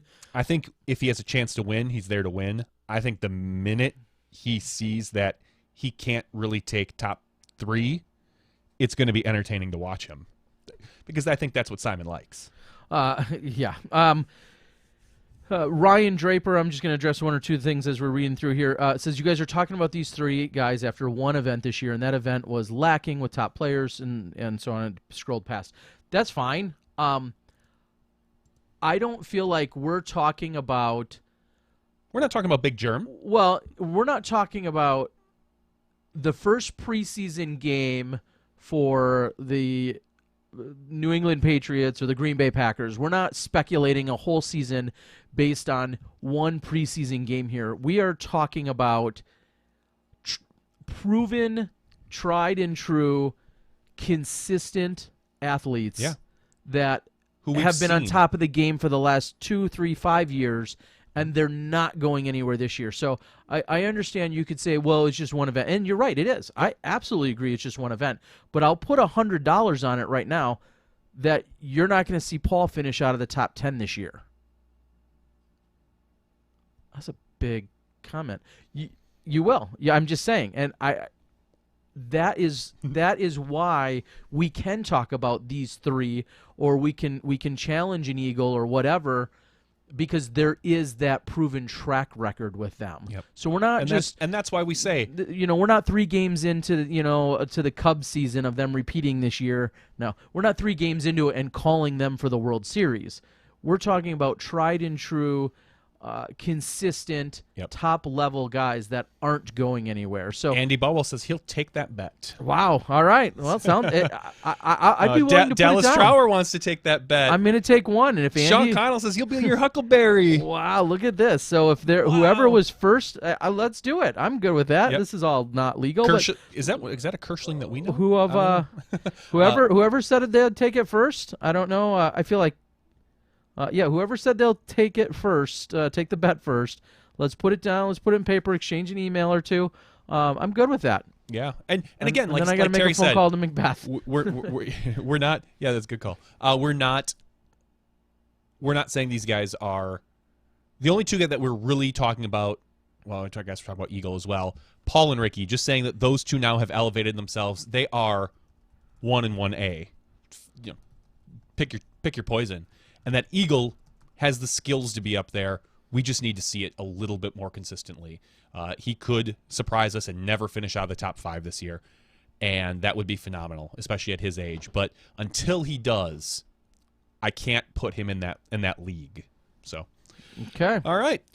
Kevin McCoy says, I still owe him, and I do, for the Packers-Falcons bet. I totally forgot about it. I'll make good if he sends me his PayPal. I'll show you guys. I'll make good on it right now. But he instead replied and said, I was going to wait to see you in Vegas and put it in a slot machine. I'm good with that, too. There you go. That sounds that sounds like a good idea. Just become a Patreon for $20 a month, and then I'll take your $20 out and hand it to you. Never mind. All right. Let's get into a little bit more of some sensitive subjects. Uh-oh. The softer side of Sears. We're going to talk about the women's payout and coverage at the Aussie Open. There's been a lot of discussion out there on a couple of the different social medias. On you put up a thread. It was funny. You put up something on Facebook just asking, "Hey guys, can I find the payout for the tournament?" before it was posted, because we wanted to talk about this with Dana and whatnot, and it just wasn't out there, and it spiderwebbed. Is that a good way to put it? Into an entire thread of fairness and equality in women's sports, and how much money the women got extra added versus their coverage. It went a lot of different places. I couldn't even keep up with it. Well, and speaking of not keeping up with it, I can't say I feel bad, but 13 minutes ago, just now, breaking news here, Chris Finn had made a reply on what is Jeremy Colling's thread, of which also went a lot of different directions. I can't even paraphrase and read it. It looks to be 6 or 8 paragraphs right now, and I'm sure he has a lot of great explanations and a lot of great details in here. So listen, how about this? Listen to what we're about to say, then go out to Jeremy Colling's thread and look at what Chris Finn says, because he may contradict or talk about in more detail exactly what we're about to say. So I'll get into it and say that there was some things brought up about the women's payout. There was some questions at first whether or not it qualified or hit the minimum amount of payout. After some facts and figuring, they assumed, and it looked like it did. There was $6,500 added cash to the Aussie Open. More than that, actually. It was closer to 10,000. Oh, was it? Okay. At least from the numbers that we can put together. I'll just, full disclosure, I don't have their TD report, so I can't give you all of the specifics. We're probably actually missing specifics that would actually make their payouts even greater than what they were.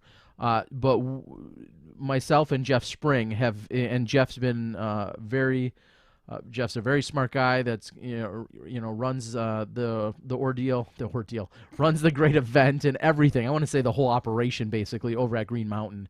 And so Jeff's a very knowledgeable, very intelligent, thought out guy that went out and looked at some of the numbers. And he had made some posts, and then I had essentially regurgitated them with slightly different words on my page as well a little earlier tonight. And it looks as if at least $10,000 was added to the Aussie Open payout. I don't know what the exact minimum has to be for a major. Maybe somebody can chime in on that. But at least $10,000 was added. And here's where I'm going to give you some specifics. From what we can tell, if anything, these numbers may be on the low end, so they may have actually added even more if we knew all of the exact details. But here's what Jeff had come up with, and I'll read it for you.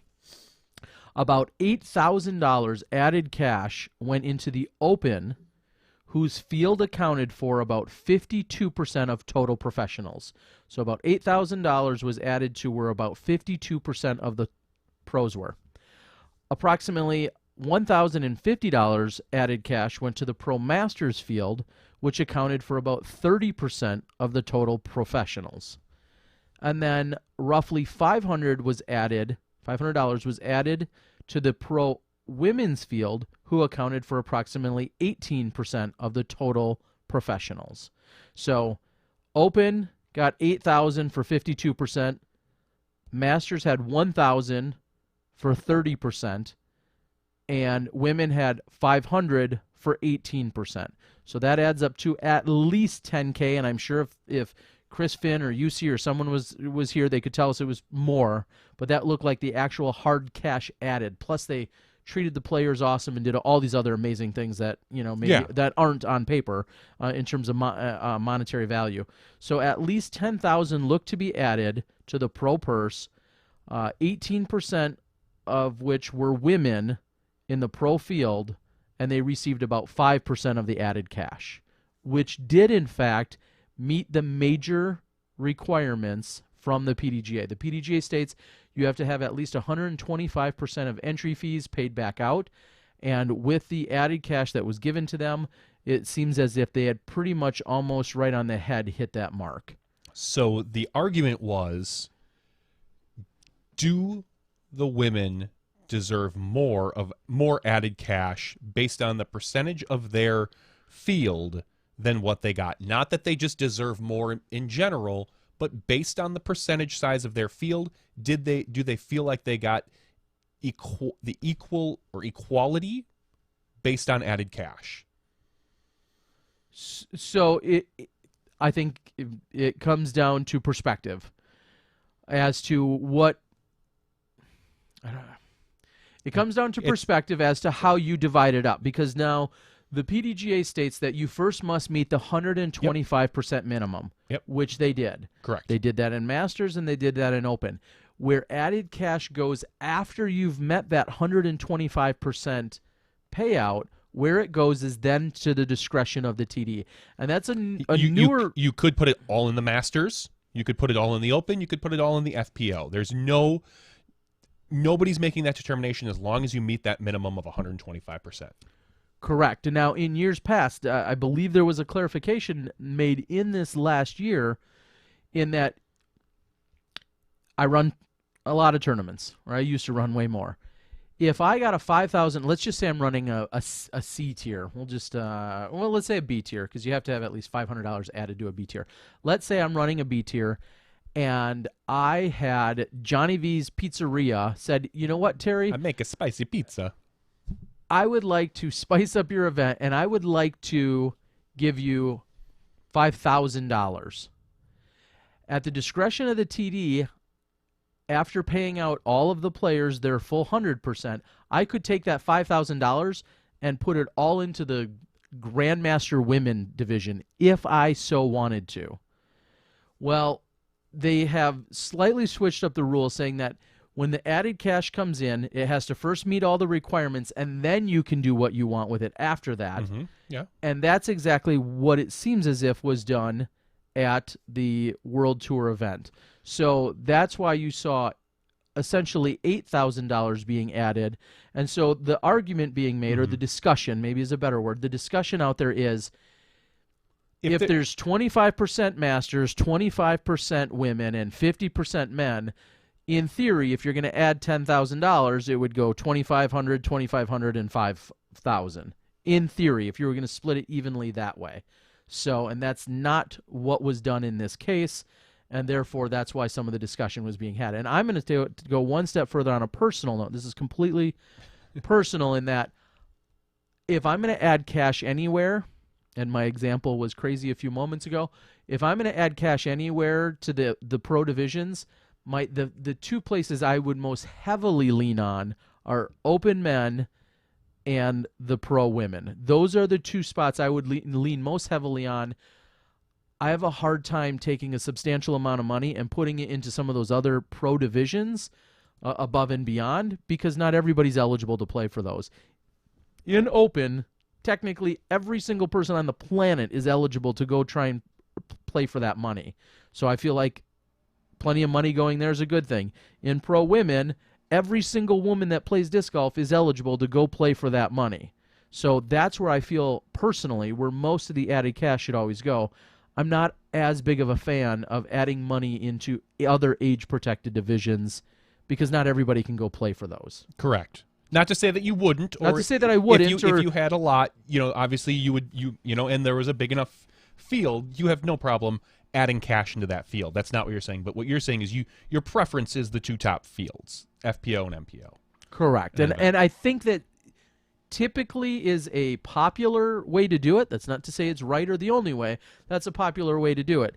Mike Milne's out on the board. He's, I think, eligible for Grandmasters, I think he said.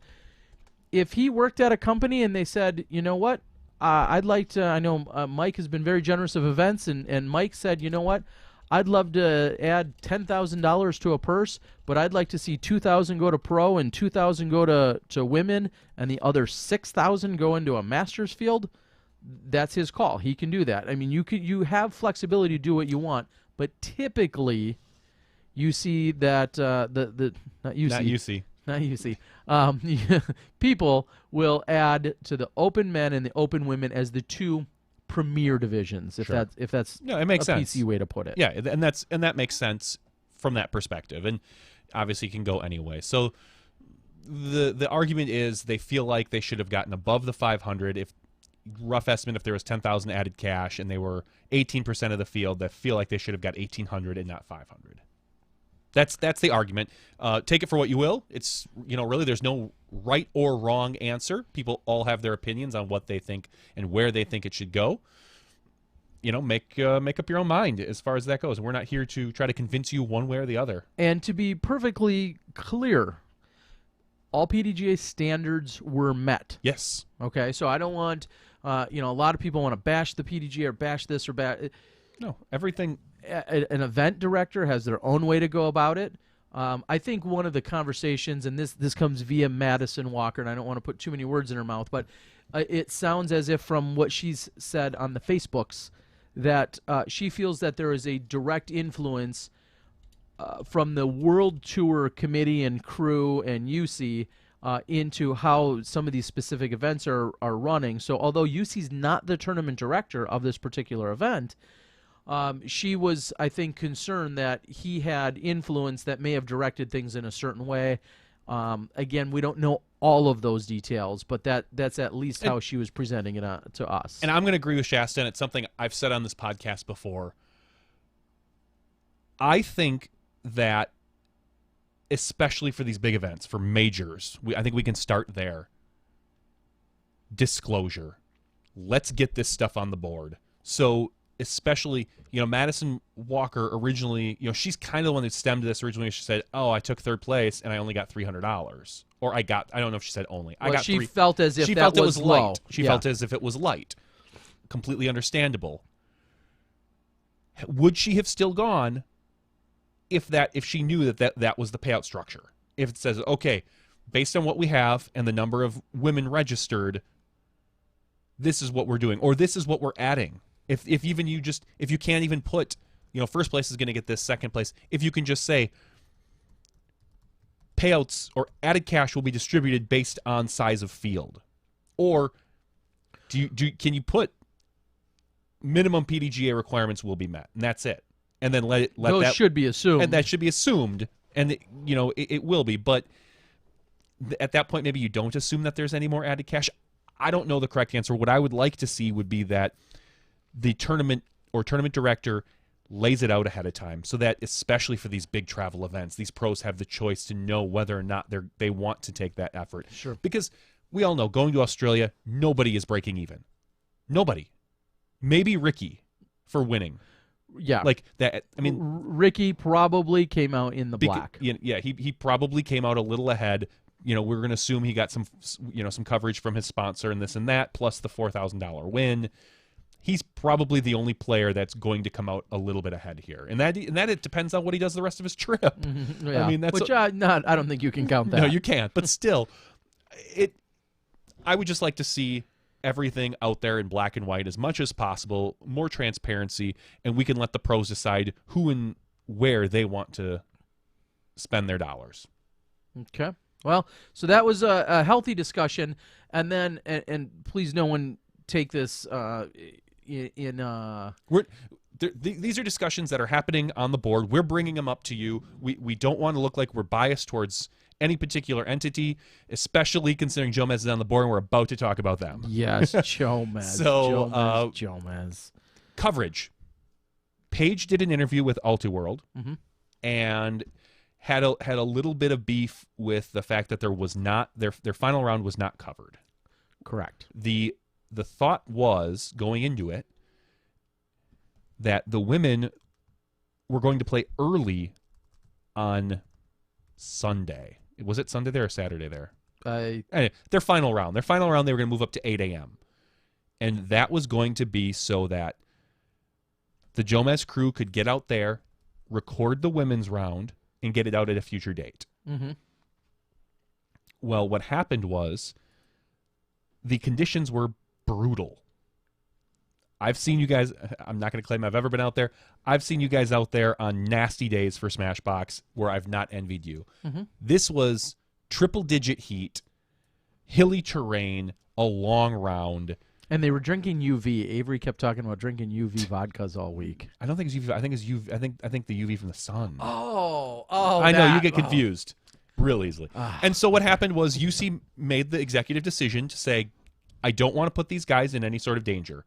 Very, very easily something could happen, such as heat stroke, dehydration, things of that nature. So they ended up canceling the coverage of the women's round, and that put a slight sour taste in Paige's mouth. She mentioned it. She said she was very disappointed in it. I wasn't there. I don't know what I can't even begin to second guess UC with those type of conditions. What I'll say is it's very unfortunate the women didn't get any coverage, because with the way that some of those women were playing, Paige even mentioned, there were multiple 60-foot putts hit. There was a throw in. Seeing Paige win and get that, for that USDGC would have been very epic. It would have been a very cool thing to see, and we did not have the benefit of that. Yeah, so it's tough, and it's again, as I made one of the posts today regarding coverage, it's really tough to know that they went out there with the good intentions of being able to do just that, of filming the rounds. They were a 3-man crew. What makes it even that much more daunting is it was at the end of the week. So they've had this incredibly, long, challenging week as it is, with very long days in extreme heats. Then they have to go back and edit everything together, get a little bit of rest, and then try and get ready for doing it all over again. You're doing that days 1, 2, and 3. By 4, you're ready just to fall over because they're grinding so hard. But then you're almost trying to double the workload on the final day, and it just, from as UC put it, it just didn't sound like it wasn't feasible or practical to be able to pull off. So it's tough. It's a very tough situation. Could it have been maybe a different PR move? We see UC has just joined the board. Oh. Could it have been a slightly different PR move if UC had not been in an article referencing it and saying a few months ago, hey, here's our plan, and dare I say almost surprised us or surprised the players with the notion of it later, kind of like under promise and over deliver versus the opposite? Yeah, and hi UC, thanks for joining the board. Basically, we'll do a quick recap. We said that we understand the position you were in, and there was no good decision to be made. You either put the risk of the cameramen, or you risk insulting the women. And it's just, right now is a very sensitive time, especially for women, seeing as how we have the history of what's been going on the past 2 weeks. Everything from, nationwide, when the United States with this huge women's rally, to more localized with Val Jenkins and Paige leaving her sponsor, and it's very focused right now. And this women's symposium we're doing tomorrow is gonna touch on some things. It's really there's a real microscope on it all, on all women's but coverage. It's also a global conversation. It really is, and it's tough. So it's a tough position to be in, and I don't envy anybody that has to make that decision.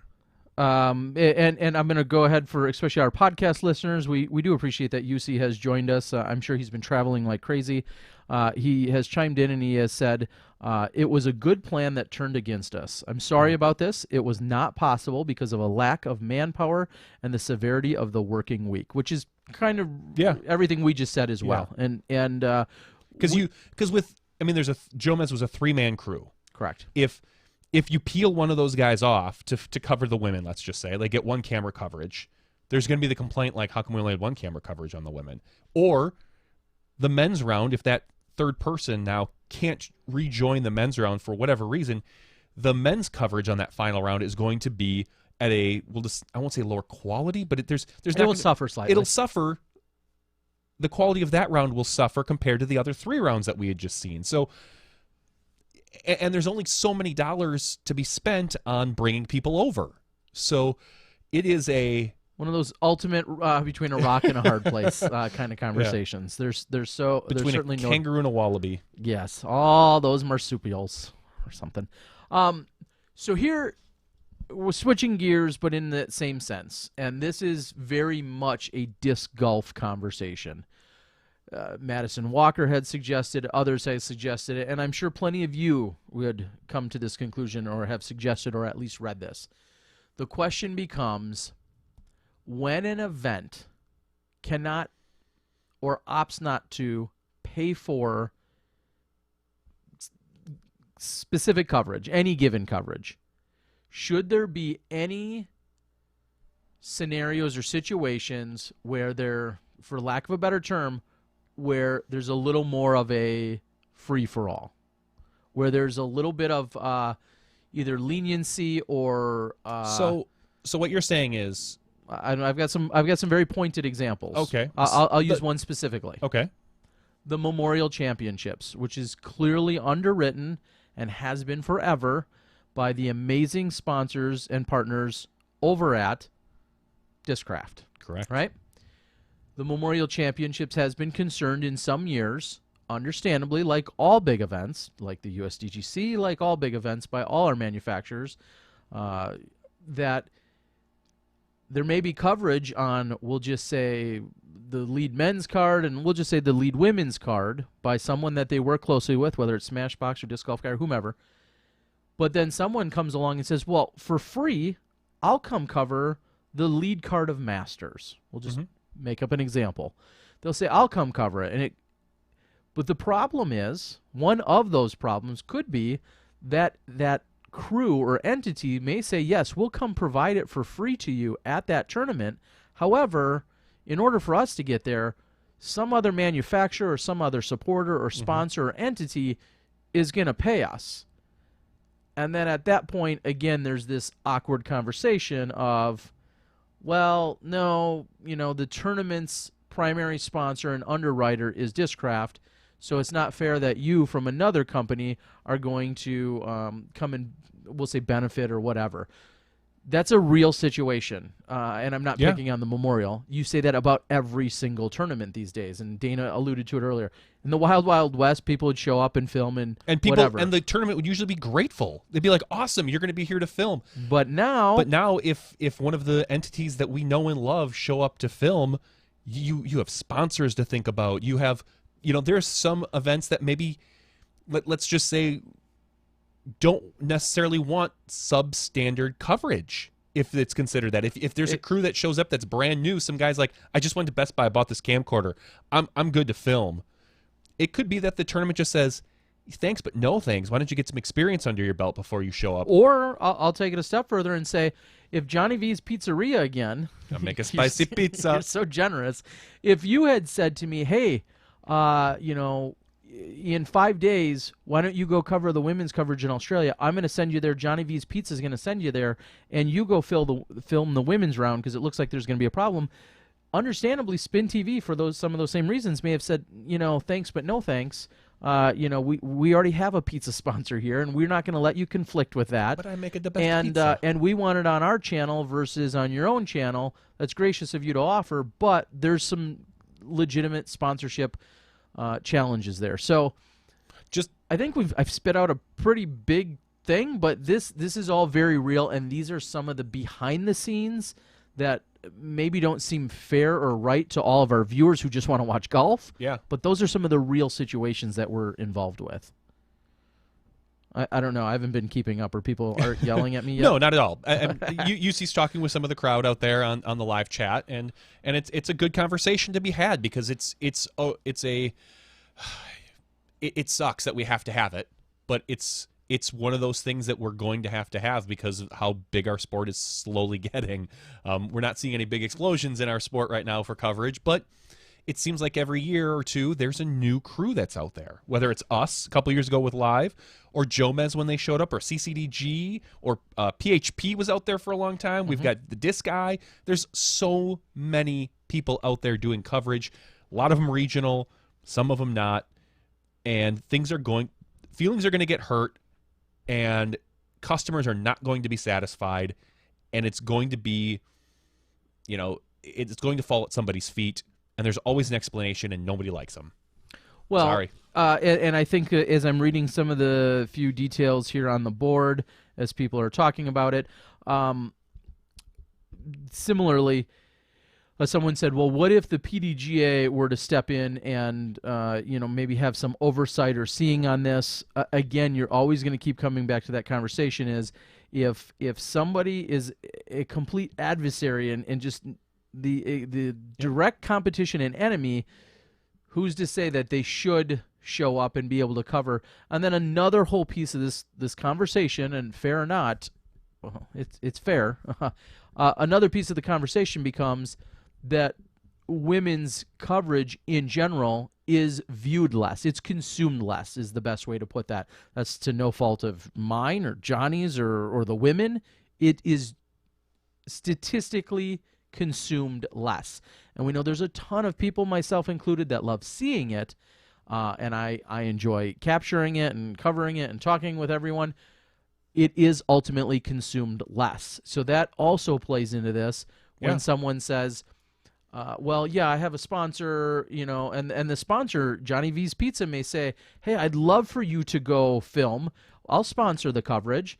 And then we have, me and Johnny V's Pizzeria have the conversation and he says, well, I'd like as many views on this as possible for my company. This is, company expense. And he could argue and say, well, I'd like you to go cover the first card of Masters. Versus, because that's going to maybe get more views, or likely, actually, statistically, going to get more views than the women's card. If we were all just millionaires, I think there would be a lot less arguing. Believe it or not, maybe. I can't imagine. Maybe not. Yeah. But those are all legitimate concerns, and how we're going to continue to work through them is all we can do is find out how we're going to work through them. But that's something I really wanted to bring up.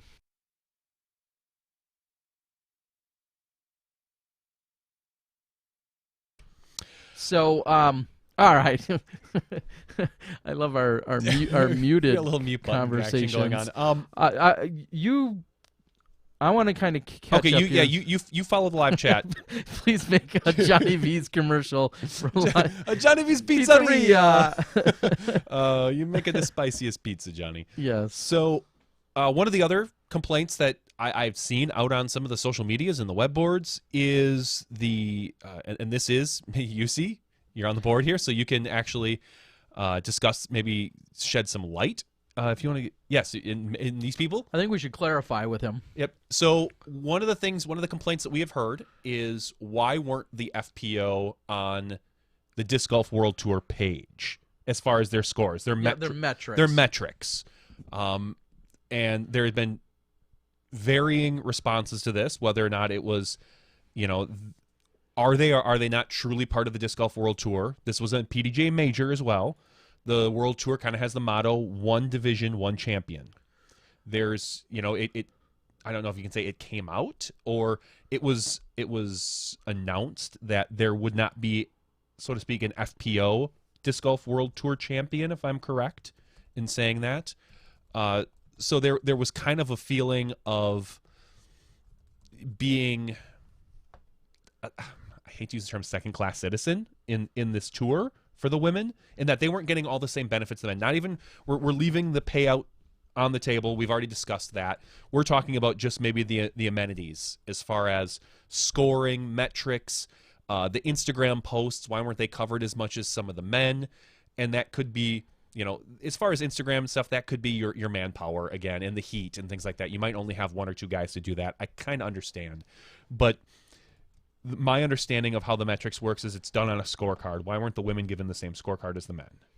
Yeah, and I think people then were wondering, because of the World Tour embodiment, the same question could be asked of the advanced players in terms of their statistics and their metrics, because they'd love to see them, and same with the Masters. Sure. Excuse me.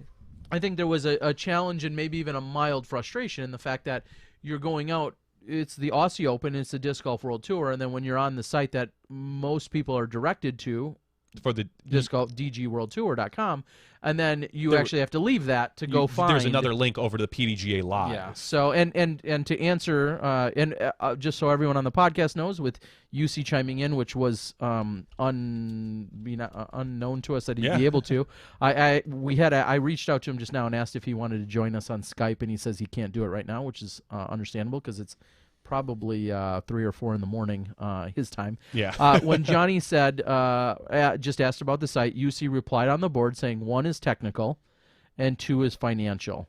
Okay. And so he says those are the reasons, and then our friends over at UDisc said, hey, we could help with the technical side.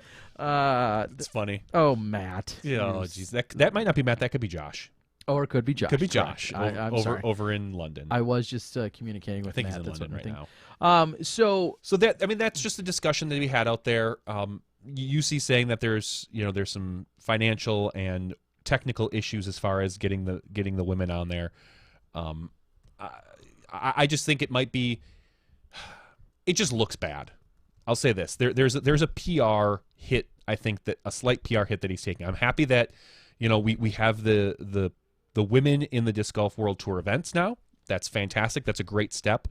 I just think it seems more like a half step. Like, okay, yeah, you're here, but we can't quite cover you like we cover the men. I think there could be, and maybe we get that next year. Maybe it's a bunch of little baby steps as opposed to one big step.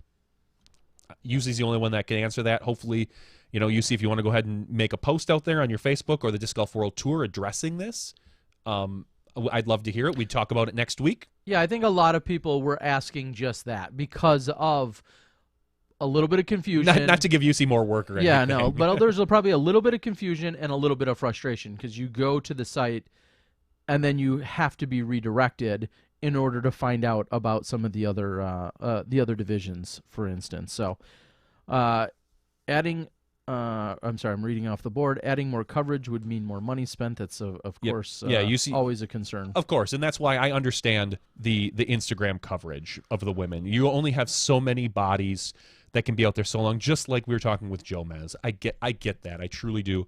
I can't fault UC at all for that. The metrics.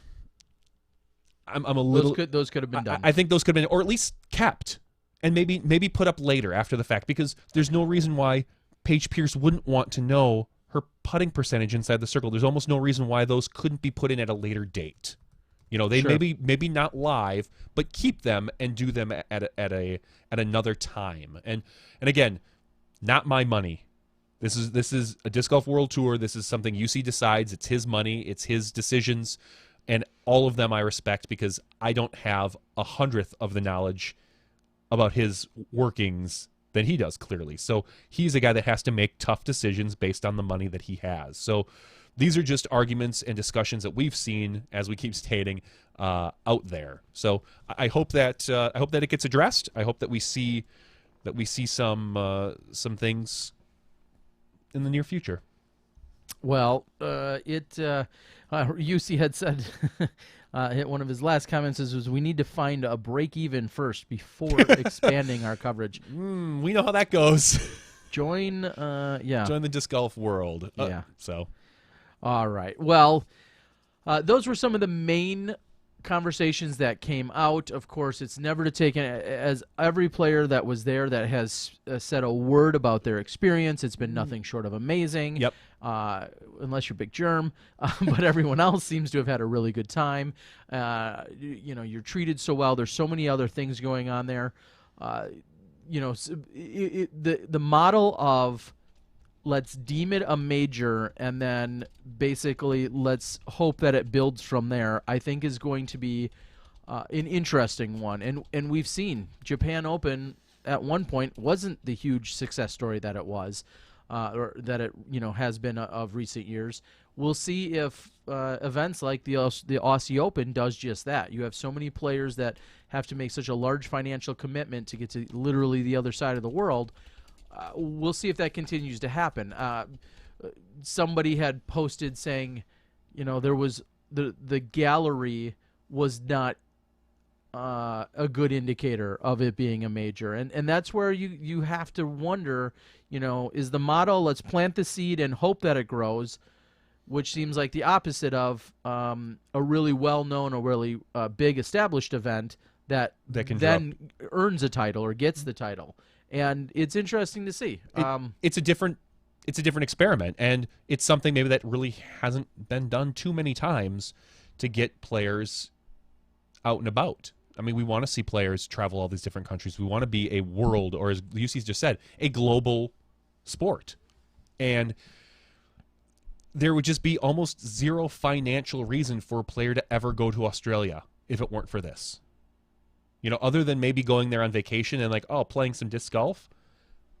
If a major or a world tour event isn't there, players are not going because it just makes zero financial sense to them. So, yeah, the idea of winning a major is great, and the idea of going to Australia is great.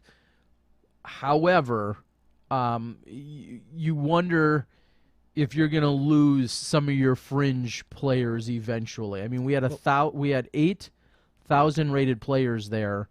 I don't see, at a local B tier or especially an A tier, you'll see a bunch of really good players, and then you'll see a lot of fringe players that kind of help feed the system.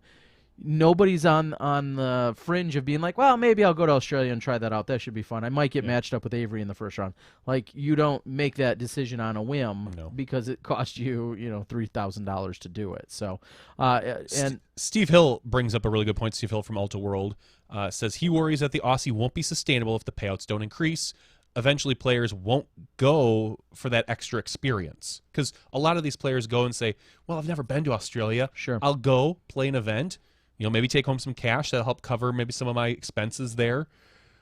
But once you've done that, once it's off the bucket list, is there a reason to go back unless the payouts are worthwhile going for? So that's a tough chicken and egg kind of situation. And I'll echo that, and I never was a top level player, but I'll echo that when it comes to talking about specifically the Japan Open.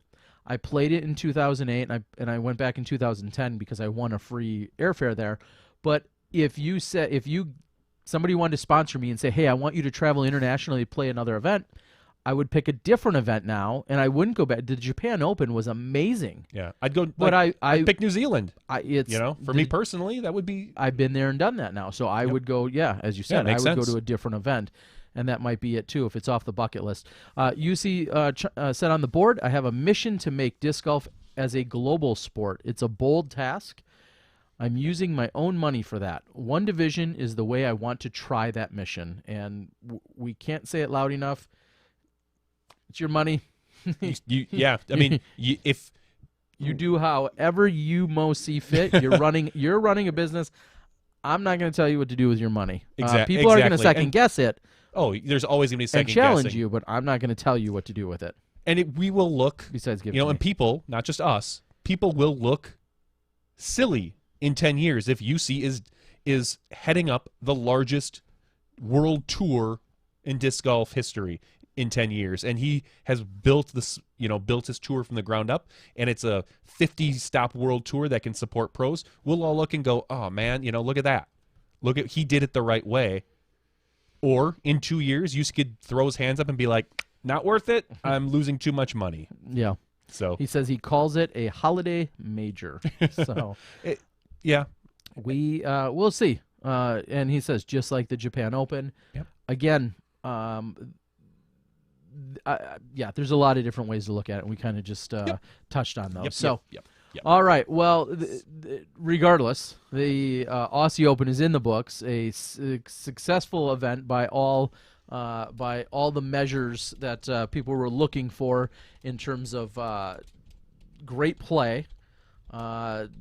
Certainly not a shortage of payout. When it came to the men's side, Ricky taking home $4,000. That's pretty solid. Yeah. Solid work for his efforts. Of course, he's gonna make some bonus money. We're assuming.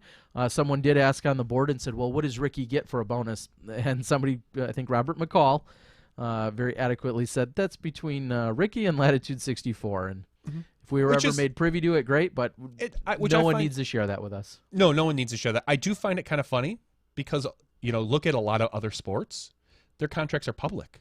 And granted, I think those are because a lot of those are, look at the NFL, you pretty much know what their bonuses are going to be if someone gets so many sacks. Like, oh, he's, we found out he's got a $250,000 bonus this year if he gets, 20 sacks in the season or things like that. These are things that disc golfers don't share. And whether that's right or wrong, I'm not one to decide, but you do know, if a player gets so many saves in baseball, they're going to get, they might get a bonus. If it might be different with salary cap, but whatever. But still, a lot of other sports, that's public knowledge. We don't have that luxury in disc golf. Do you think that? Well, I think this is a dumb question to even ask, but I'll lob it up for you. Do you think that'll change? Everything changes. I know it sounds silly, but. To everything. There's one thing that's change. Constant. It's change. Thanks, Mr. Cliche. I think that Steve Hill's calling for it. He says, "Come on, guys, we want all the contract info." Of course you do. Of course, you're nosy. Yeah. So are we. We're all nosy. And it would be nice to see that because there are two mindsets to that. If let's just take Ricky and Paul right now. Mm-hmm. If Paul Macbeth is making $10 million from his sponsor. Okay. Ricky signs on to a new sponsor and says, that's what I want. Johnny V and Terry said, I'm in his league now. I deserve to have that $10 million There's a too. Smashbox clause, of course. Yeah, of course. I mean, what we Once say. we say it. Once we say it. Sorry, Eagle, you can get your $10 million if you prove yourself. That can push players' salaries up. And that might be part of, and I know it's talked about, and I kind of roll my eyes every time I see it, is when people mention a players' union. That's kind of like a yes and no. But a lot of those, a lot of your Nike contracts with Tiger Woods, a lot of that stuff is public knowledge. But then again, they're publicly traded companies. That stuff might need to be disclosed. I'm not a financial person overall, like when it comes to that. So it could benefit players in the long run to see someone that's at your, we'll just say player rating, who is sponsored, that gets something that maybe you should ask for. Or it can all be kept secretive and say, and left up to the manufacturers. Manufacturers say, well, guess what? Yeah, Paul's going to make $10 million in the next 10 years. Maybe you're not going to. Maybe, whether or not, even if you're better or worse than Paul, maybe we're only going to give you 6 because as a company, that's where we're comfortable and that's what we can get away with. That's our financial best interest. And or there's, they may go about the compensation in a slightly different way. In terms of, you're going to get X amount of signature discs, or you're going to get, you may get money or some benefits in, or we're going to cover more of your travel, or whatever the case might be. So, yeah, it will be interesting. I think we're going to learn of more of the details out there as they come about, but I'll be the first to admit, as nosy as I am and or as good of friends as I am with some of these guys, I don't feel like they owe it to me. It's not much different than a salary. Just like you don't owe it to anyone to tell them your salary. And there's actually some really good studies on people should know. I read a really good study, or maybe it was a TED Talk, about how if people did know each other's salaries, what that dynamic can mean in the workplace and everything else. That's another story. But right now, to me, it's a relatively personal thing, and maybe that's because disc golf is so small. It's because it's small, and it's been that way in the past. And to say that it can't change in the future is obviously ridiculous. You and I both know it could. Something could get leaked. Someone could just flat out say it. Paul told us what he's getting from Innova over the next 3 years. So I can't remember exactly what it is, so I don't want to say offhand. But if you go back through our Macbeth interview a couple months ago, or probably almost a year ago, he discusses what his contract or his handshake deal with Innova is, because they don't have contracts. So there is, and there's always bonuses for, groups. It used to be if, your manufacturer took the top 4 places, you got an extra bonus. A sweep of sorts, sweep, as they called it. Yeah, so there's a lot of different ways, and people are then talking about course record bonuses. There's a million. I mean, I know there's a million different little bonus clauses within MLB and NFL contracts. There could be a million little. Some could be crazy and silly and obscure. Some could be very legit in terms of disc golf contracts. I know in talking to Katrina recently, and I can't even recall the exact details, but I know in talking to her that if I would assume the whole team, if you achieve a certain rated round, there's some kind of, I don't know what it is, but there's some kind of a bonus or a pat on the head or a free car or something. But there's some kind of a bonus for a male to achieve a certain rated round for a given event. And then also there's a benchmark for women. Oh, that's and nice, so if you go out and have this amazing weekend, so you could do everything from rated rounds to aces to wins in a row. There's a million different statistics, thanks to people at UDisc, that you could come up with for ratings. Now, I'll sidetrack briefly, and we'll have to have it for an entirely different day, and I will maybe have to do some real research for it even. Yes, I just said that. Let's leave the research to people who are smart. Oh, yeah. Disc golf unions, disc golf player unions, can we say that right now, and at least for this foreseeable future, that until the players have more to offer and there's more money to be made, that a union is impractical, unnecessary? I would say unnecessary. I would say unnecessary. I don't think there's. I personally right now don't see a point in a player union. The player union is there to help. I was just thinking about the whole salary or contract. That really just helps the players. That does not help the manufacturer at all. No. It may add... It might. I mean, it may depending add on what the... an ounce of clarity to a few things, but no, it'd probably muddy up more things than anything. Think about this. Player A goes to their manufacturer and says, oh, look at what player B's getting. And player A says, or the manufacturer says, well, we're not giving you that. So then player A says, okay, well, I'll take a lower amount. At that point, then the union says, well, why are you taking a lower amount? You are worth more than that. Because you taking a lower amount, you are now lowering the bar for every other player.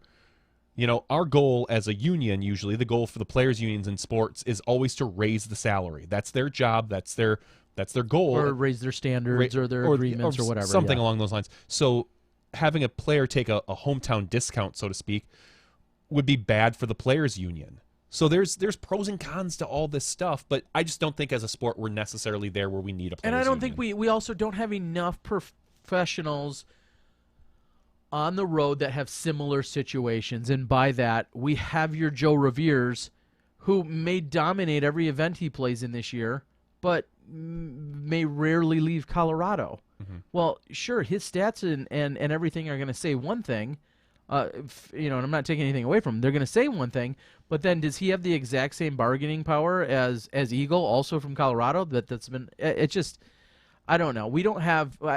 I think it's more practical if we had 100 or 200 people on the road full time.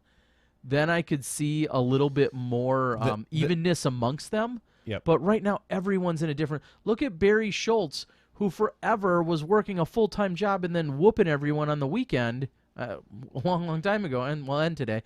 But, he's not in the same position as lots of other players right now who are on the tour full-time as a Paul Macbeth. Paul Macbeth has a different full-time job than what Barry Schultz has. So, I don't know. Well, again, maybe we could get some actual... because I have very little experience with unions in any capacity, so maybe we could get someone who's at least a mild expert on the subject someday to have a conversation about it that is involved with disc golf. But I think we're a long way out. They just keep coming up. Every time somebody feels like a player's been slighted in any capacity, everyone says, that's why you need a players' union. And I think it was set out here even on the board, and I'm just going to say I don't see it. I don't understand it. The players aren't worth enough. Let's put it that way. There's not enough money. They're not adding enough value.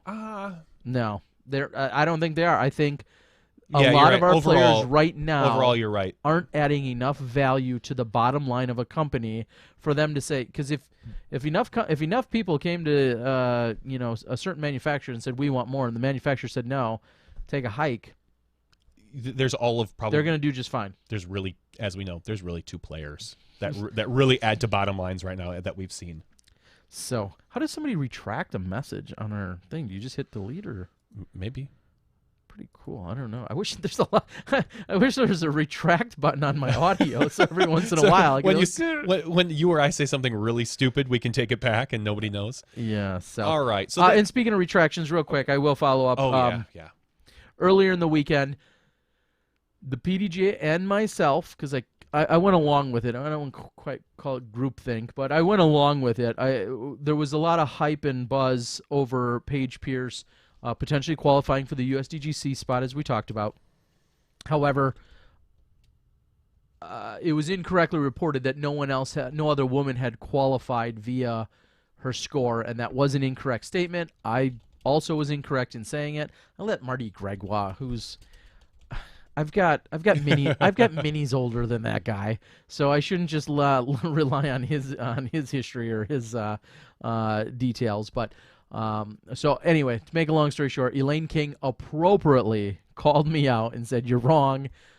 Paige wasn't the first. She didn't take anything away from Paige, but she said she was not the first to qualify via score. Myself, Juliana, and Des have all done it in various ways. She and I can't believe I'm going to say this. I'll get your retract. Yeah, button get my ready. retract button on there. Is Paige? Let's put it this way: is Paige the first since they've lowered the entries to just 54 players, right? It's 54 now. No, that's not a cap. No, 54 is not the cap. What is the? I don't know if it's even 72. I don't know. It's less. It's less because it's less because it used to be. She's done it in a. The more modern time period for USDGC is since they split off the performance flight. Thank you. I couldn't the perfs. I couldn't think of the word performance flight. The performance flight and the standard tournament. The standard tournament's entry has gone down. They've let less players in. It's a smaller field than it used to be back in the day. So not to take anything away from anybody's accomplishments in the past or present, but I think Paige is the first one since they've done that split. Correct. So in a slightly smaller field, a slightly more challenging era, so to speak. But then again, we could go back to that argument about how strong was the field at that particular major where it just happened in Australia. So, you know, they all probably all equal out at some point. She played. Last time I calculated, it was 992 rated golf. And that was only because she played her average during the final round. She was on average for like 1,002 golf. Yeah, regardless of the players that were there, I feel like she earned her spot into that tournament. The real question is it the honor she thinks it is because it's generally an all-male event? But that's another discussion for another day. All right, let's get on to some important stuff, which we should have talked about earlier since it's going to get buried now. We got a huge announcement, don't we? We're going to make that now? Here? Now? After I hushed you last week? After show? Now? Oh, we could do it in the after show? Let's do it in the after show. Oh, and then people will know, and it'll be right at the tip of the after show. That's right. We're going to keep them on. Keep them on for a little bit more. Okay, well, there's a big announcement, and you guys are going to like it. I think you are. I think we'll give away a disc. I'm excited, and we'll give some stuff away. So do you have But anything else you want to talk about, or should we wrap this up and get into the after show where we can talk about our big announcement? No, I think I'm pretty good. Okay, We've had me too. pretty... We've insulted a lot of people. No, we've had some solid discussions here tonight that I'm glad we do. They've been pretty open and frank. The big announcement is not Terry's going to buy a washing machine. We'll talk about that in the after show too. No, but I have updates about Sears. Damn you, Sears! I know. Well, once we go to the after show, Terry can quick run and change his laundry. We'll come back and we'll get this situated. All right, sounds good. So, of course, we need to thank everyone that joined us tonight, namely Dynamite Vici. Thank you so much. Also, thank you to UC for joining the show and chiming in. Of course, thank you so much to UC. He typically has declined our offers to visit the show because it's usually 2 or 3 or 4 in the morning, and I'm guessing he's coming back from his travels now and maybe not quite all dialed in. So, or he could have been some other country even. So, thank you to UC for chiming in on the board. We invite you to join us whenever it's convenient for you because we'd love to hear more from you. So thank you for that. And then thank you to the World Traveler and our 2008 World Champion in David Feldberg for all the information regarding the Next Generation Tour. We're looking forward to that here in the 2017 season. So for Johnny V's Pizzeria and myself, Terry Miller, the Disc Golf Guy, this has been podcast number 129. Stick around for our after show. We're giving stuff away. We're making a major announcement, and I probably have a rant or two about some horrible customer service not related to disc golf. All right, again, we'll see you guys next time when you step inside the Smashbox. Thank you to our $2 and above patrons. Your name is listed below in the video credits. If you're interested in being listed as a producer on SmashBoxxTV's podcast, please visit patreon.com/SmashBoxxTV.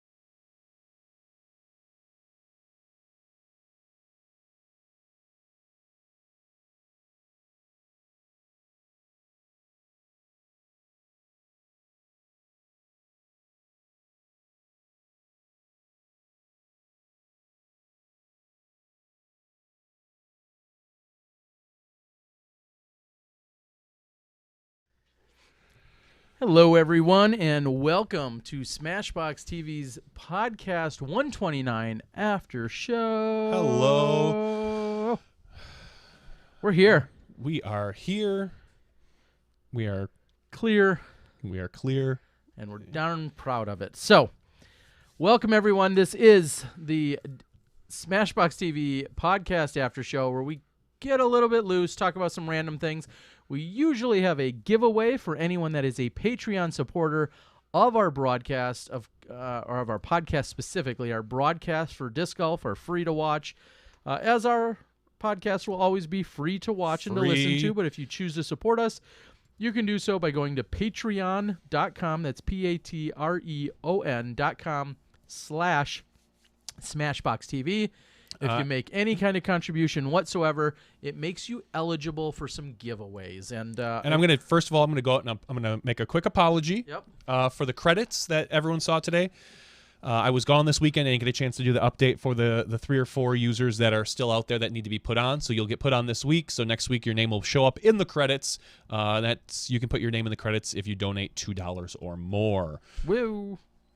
$2 credits. So as Johnny is going to round up the latest, most official list, we'll like I said, then have some stuff to give away, and I'll get this stuff mailed out to you in a brand new, wait for it, disc golf box. Oh yeah, cardboard has never been so exciting to me. I'm going to tell you right now. So, you guys have heard me talk a little bit before. Maybe Infinite Disc or some of our other online retailers want to take note and listen up. There's been some options for how you can ship discs. And, of course, the more valuable the disc, the more you want to protect it. Or some people like me just get a little bit crazy. And anytime I ship out a disc, almost anytime I ship out a disc, I like to put it into a box to make sure that it is protected. But I want it to be as efficient as possible. And if this sounds like a sales pitch, it is. So this is not our big announcement, by the way. No, it is not. But a good friend of mine, a retailer, we've teamed up. He had presented the idea to me. There has, in fact, been an option for shipping discs in boxes before. You can buy them from Uline or from a few other disc golf retailers out there that have made various solutions. However, there is a new one that's entered the market as of a few hours ago, and I know this is exciting, but it's this box. And let me tell you. No, the quick pitch is this box is great because what you can do is you can fit 1 or 2 discs in there.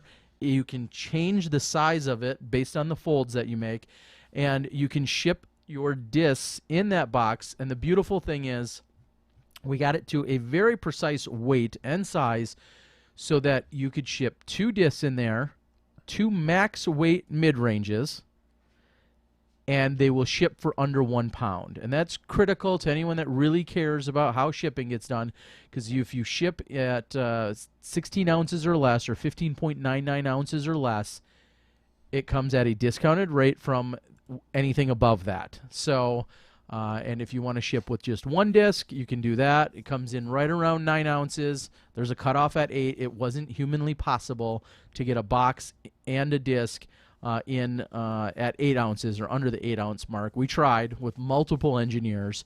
However, we do have a solution, though, for, like I said, 1 or 2 discs.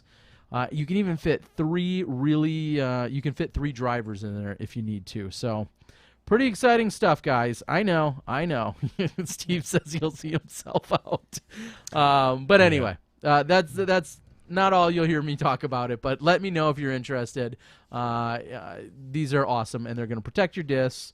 We don't have an official name. Disc in a box is what I like to call it. Oh, God. Disc in a box. Is our winner going to get one of yes, the discs? So that's what a segue. That's what I'm saying. Thought of that. So tonight we're going to give away a disc. I'll ship it in the brand new box. And please, people, as much as it would help my business to not do it, I want you to recycle these. These are great. You fold them up, and then next time you need to ship a disc to someone, easily pulls apart, and then you can just go ahead and recycle them. And I hope to get as many people using them as possible. So So let's give away our disc before we talk about our big announcement. What do you have for our users today, for our Patreon supporters? Let's go with something a little bit more unique. We're going big time tonight. Wow. Okay. So we're going to go big time. And first of all, I'd like to thank our friends over at Night Eyes. They have a number of night golfing products and solutions, including discs that light up on their own and so on and so forth. Are we getting paid for this sponsor? We're not. Wow. I just want to thank them because they're so nice to us. They help us out, especially for the broadcasts. Hit the lights. Okay, you can't from here. This is kind of a dual plug for our friends over at DD. But what we have here for you today, this is a suspect, a lucid suspect, and it has a Night Eyes light, a flash flight light, already pre-installed. So you simply turn it off and turn it on by pressing in the back. Yes, this actually mounts right through a disc, so you don't have to potentially make one of your discs illegal. I've already done it for you. So if you're going to go out and play, all right, if you want to go out and play at night, this is one of their solutions. They make discs that light up on their own as well, but this is one solution that is great. Yes, it makes your disc illegal. I don't know how many sanctioned night events you're playing in anyway, so who cares? So you're going to get a sweet suspect along with a light pre-installed, and wow, geez. And we're going to throw it all together here. Thanks to Discraft, we're going to give you a misprinted mini buzz, or a double stamped mini buzz. Pink mini buzz. I don't have one of these. Double stamp. So I'm going to send out the combo. So and guess what it's going to arrive in? Your new disc box. Yes, my disc in a box. Somebody come up with a little jingle for Terry. Yes, a jingle and a name, a more clever name. So we currently have 77 patrons in the list. So if you would like to be qualified for these entries, you can go to, like I said, patreon.com/SmashBoxxTV and become a patron at the lowest level, and you are qualified for a disc drawing every single week that we are above $50, which currently we are at $175. So I'm very happy. We couldn't do this without you, and the big announcement is also because of the people who help support. It is, and an update to last week's winner, whose name I forget off the top of my head. We gave away a choice of either a disc or a shirt. Yep. He opted for the disc, but he first he requested that Johnny V and I autograph it. So I had to bring it back this week. We'll sign it, and then I'll get it shipped out, also in a new box. So I have, excuse me. Whoa. I am going to put this shot here, this shot there. All right, so now what we can do, everybody, is don't look at my open tabs. No, I'm just kidding. Random.org. We have 77 things, 1 through 77. I'm going to hit generate this number, and we're going to pick that number from the list that's on the sheet. I'm not going to show people the list because I don't know if everyone wants to know who does and doesn't. That's a good do call. The Patreon. So, but as you see, I'm going to hit this generate button, and number 49. So 49. The 49th person on our list. I'm going to. That was Dave Feldberg's. No, 39. Sorry, never mind. Tonight's winner of this is Mike Cullerton. So thank you, Mike, for being a. How do I spell that last name? Cullerton. Mike Cullerton. Thank you for being a Patreon sponsor at that level. And you were going to win those 2 sweet discs with the sweet disc in a box. Yeah, you will. So step 1. Put the disc in the box. Step 2, go out to smashboxx.tv/winners. No, we don't even. No, we don't do that. No, not for. Oh, we don't need to. We don't need to because I have all their address information. So thanks anyway. So we'll get that to you. We only do that for other winners of people that aren't patrons. If someone wants to give away a disc or something like that. So all right. So we got that out of the way. Thank you everybody once again. Awesome. Let's talk about our big announcement. All right. So one of the things that actually this brand new high-speed internet will let us do is something that I've had off and on in my head for a few months, and I brought it up to Terry a couple weeks ago, and he and I both like the idea. We're going to start another podcast. What? We are. Another one? We are going to do another podcast. We're not charging on Patreon for it. It is just because the patrons help support us that we can afford to take a little bit of extra, another hour or 2 out of our week, and put up a new podcast. And it's not going to be a normal podcast. Not normal at all. Not that any of ours are normal.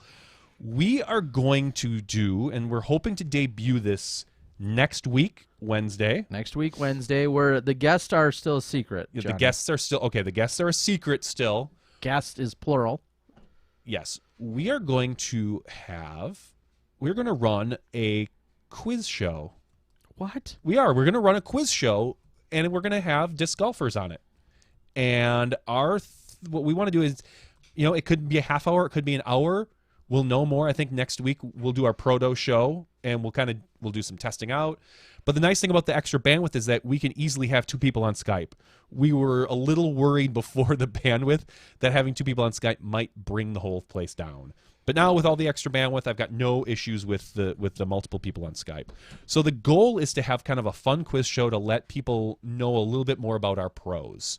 So, and it's not going to be strictly disc golf related. We'd like to obviously have disc golf players in there. We'll probably have like a little segment for disc golfers.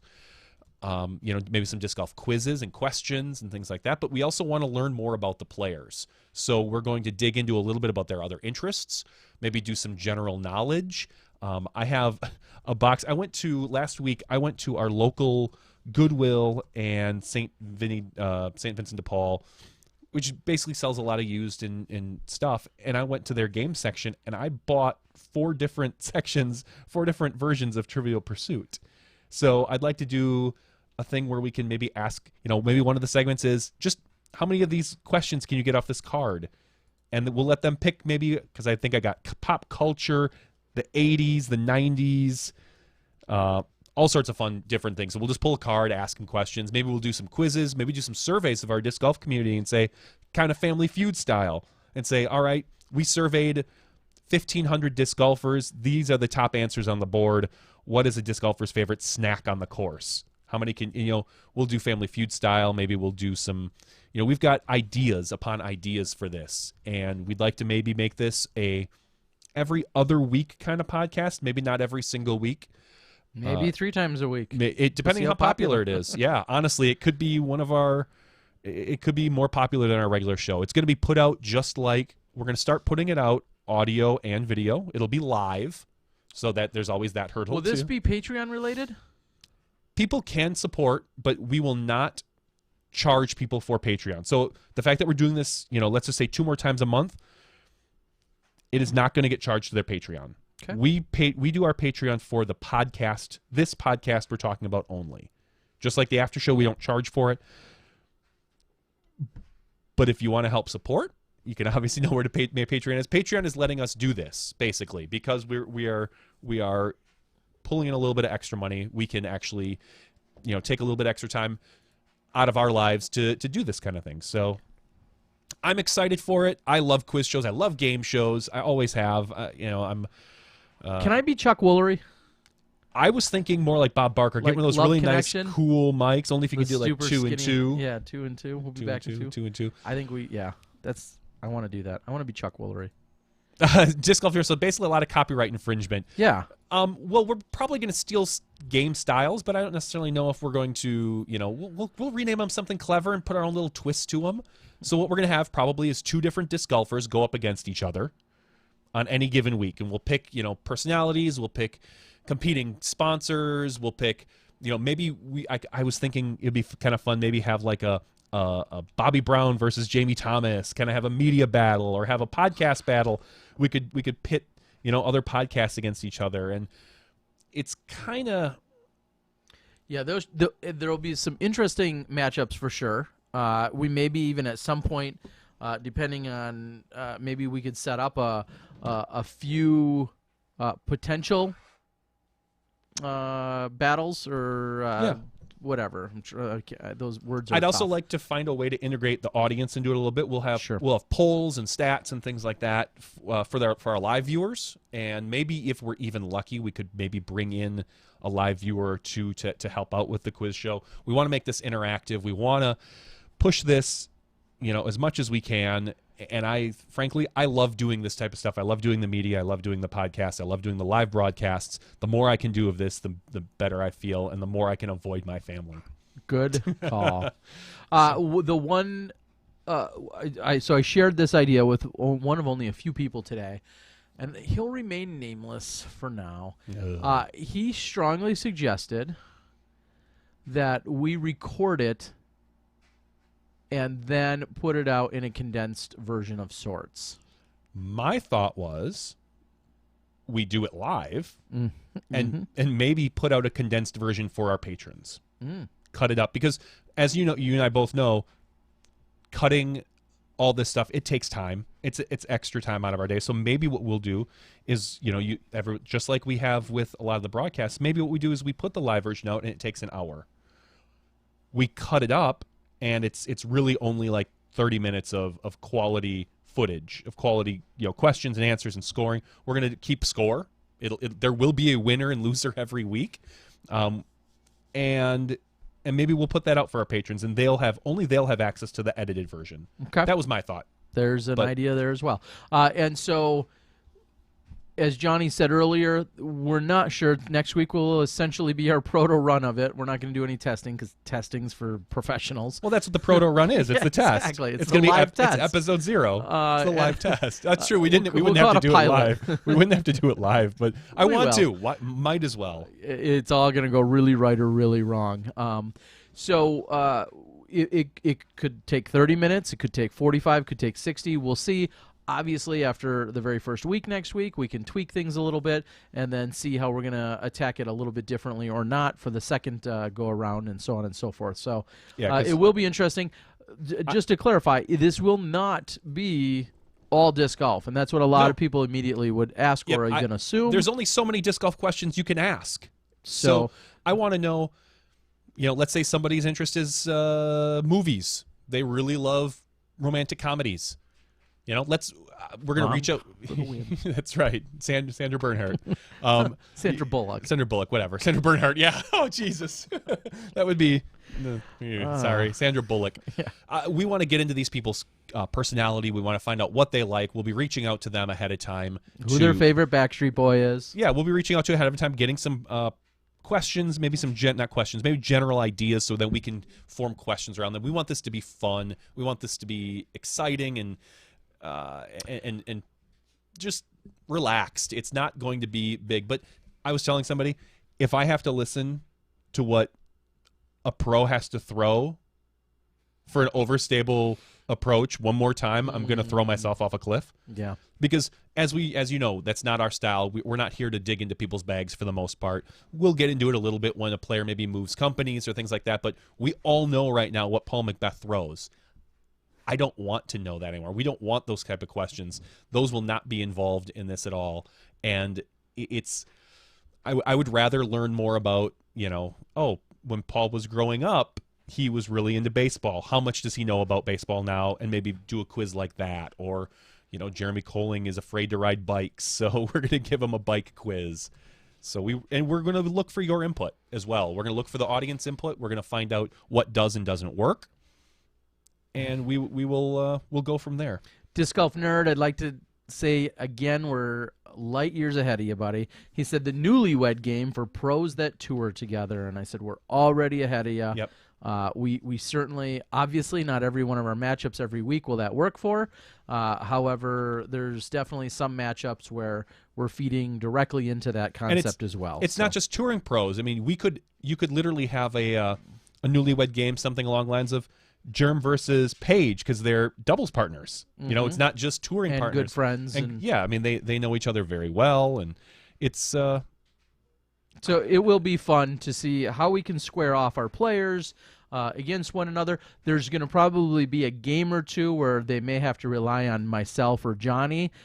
Maybe there'll be some randomness as to who's a partner with whom. For the most part, we're going to facilitate it, MC it, whatever, host it. But we're definitely going to get our two competitors to square off, and that's certainly going to be fun. If you've got a clever name other than SmashBoxxTV's game show, I'd love to hear it. Yeah, we're still drawing a blank on our game show name or quiz show or So if you come up with a clever name and you don't care about the fact that we're going to steal it. I like generically thinking more game show than just quiz show. Yeah, game show, because there could be, we don't know win, where lose, it's or going to draw could get involved. Yeah, that'd be fun to, There'll be no strip poker. Have like, you or I have to draw something in so many seconds and show it to our guests and see if they can get it. Things like that. Or there's 1,000 different things that we can do. So if you have ideas that you'd like us to do, you know where to reach out to us on Facebook. You know where to find us. We can get this done. Yes, so that's the newest news and excitement. We're really excited to do it. We do have a couple of people lined up. We had there's already been a shift in who was going to be our first matchup, and so as soon as we can solidify the exact pair, we'll announce that in the next day or two, and or the next few days, and let you guys know. But we're excited about it, and it should be new and fun, and we expect you guys to provide some feedback and some input as well. Yeah, Jeremiah says, let's do Monopoly. Online Monopoly. Watch how many players never talk to each other again. The quiz box, that's not bad. But again, we were trying to stay. I like it. It's okay, but we'll keep that out. Keep that idea. Keep it going. So, perfectly to segue off of that, Cool One had touched on something that will probably be too late if you're listening to this already. But on the 1st is the Women's Symposium, February 1st. Looking forward to it. And there, again, for lack of a better phrase, we're going to just simply play the backbone here in terms of the platform. Valerie Jenkins is going to be your MC/host. The entire women's committee is kind of officially the host of it, but Val Jenkins is going to be the MC, overseeing everything that is talked about. And then we have Jenny Sanfilippo, Aaron White, along with Sarah Holcomb and Zoe Andike, and that's all archived. And so even if you're listening to this after the fact, the symposium has probably happened, and we encourage you to go out and look for it. It'll be right here on Smashbox, and we may have it uploaded in a few other places, but that's available as well. So hopefully you can go out there and listen to that. So I think GameCube might get us. That might draw an alert. I don't think Nintendo would like that. The rustiest link. There you go.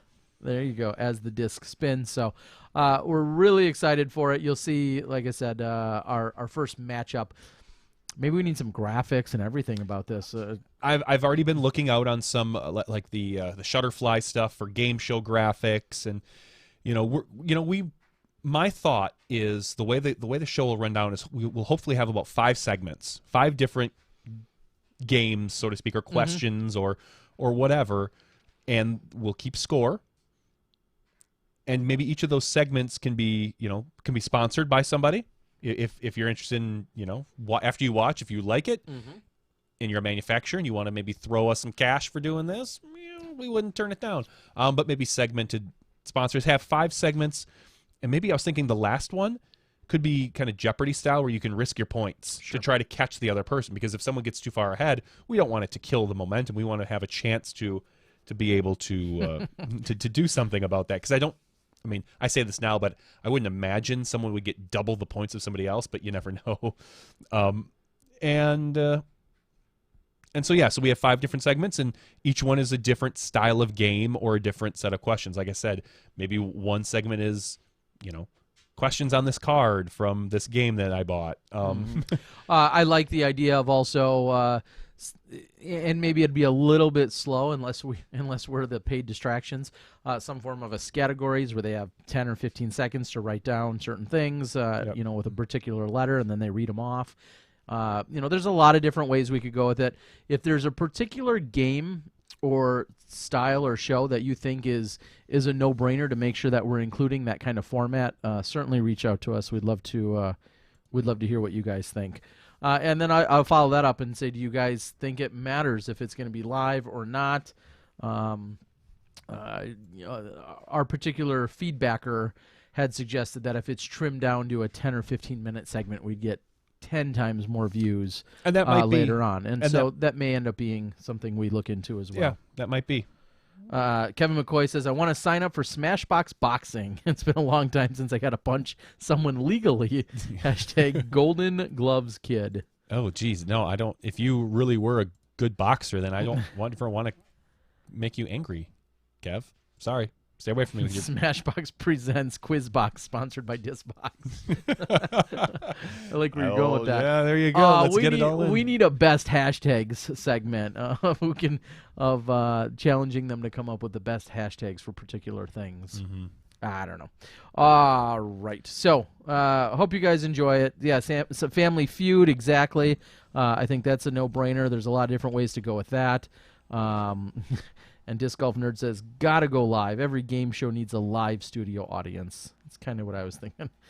A Paige and Madison drinking game segment. That could be entertaining. Some of these might, and you know what? Some of these, as someone mentioned, and we talked about this too. Some of these might have to be on the spot games. Like, hey, Terry's at the GBO. We've got 2 guests. We're gonna run one of our game shows, and those might involve a different time. It might be a little bit rowdier. Here's a great question from my head. What time are we just gonna go with? I think standard. I think standard 9 o'clock our time is always a good time to go for us, just because it gives you a chance to get here during the day.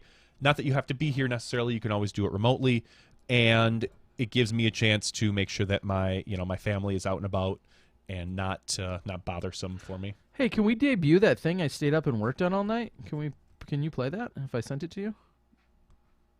The video. The video you sent me. Yeah, we can play this, can't we? Yeah. Should I just send it to you? So, and I only care because I stayed up all night like an idiot, not going to bed until about 8 a.m. I'm going to send you a link. I believe that's. Let me double check that's the right link. Don't put it anywhere. Don't put it up. Don't put it up yet. I'm not putting it up yet. I'm just kidding. Yes, that is in fact the right link. I hope he doesn't mind. I'm spoiling it slightly for him. I had a quick conversation with. A few days ago with Nate Heinold. How formal of you. I know. Obviously, Ledgestone on the Disc Golf Pro Tour. I've had the pleasure of being there and helping cover it. And SmashBoxx has, and the Disc Golf guy has. I think this will be my 3rd or 4th year now. And it's just an enormous event. Discraft does so much for it. Nate Heinold, Ledgestone Insurance. Here you go.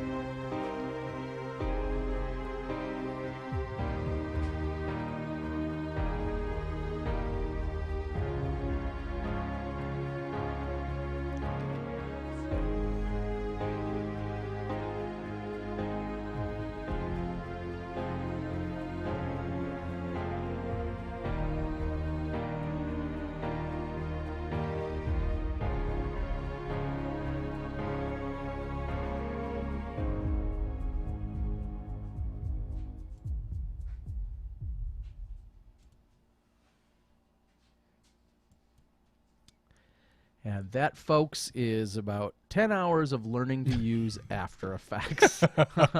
Yeah, hope you guys like that. I guess we'll probably release it here tonight. Nate doesn't know that I just officially debuted it. Him and I have been going back and forth. But as it says on there, registration for sponsors open up tomorrow. That's a unique situation where if you sponsor the event at a certain level that I don't know off the top of my head, but if you sponsor it, that guarantees you a spot into the event, into the division in which you're looking for. So, yeah, that is available. And then regular registration, I want to say for pros is March 1st. And then I think for amateurs is going to be March 8th, I believe. A lot of people. It's on there. As always, people ragging on the music a little bit. They think it should be a little bit more upbeat. I'm going to tell you, I searched for music literally for hours.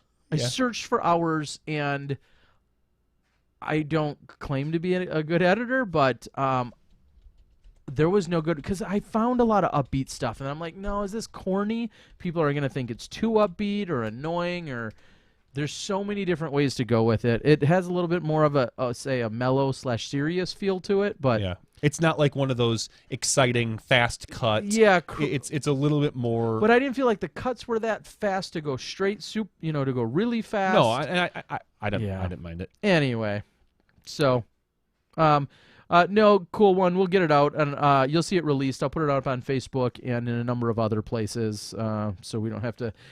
Jeremiah says it needs more aggressive music. Everybody hates the music. Okay. All right. Well, someone asked if I could play it again. Yeah. I can play it again. All right. This is the after show. Anything's possible here in the after show. Whoops.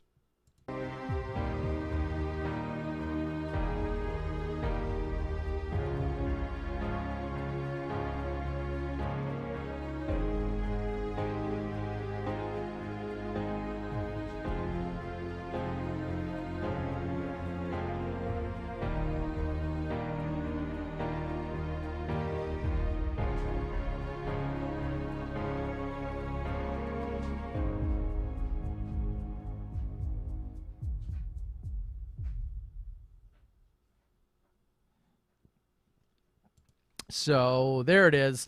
Maybe I'll do a little searching. If you guys think it needs to be more upbeat, I would entertain that idea.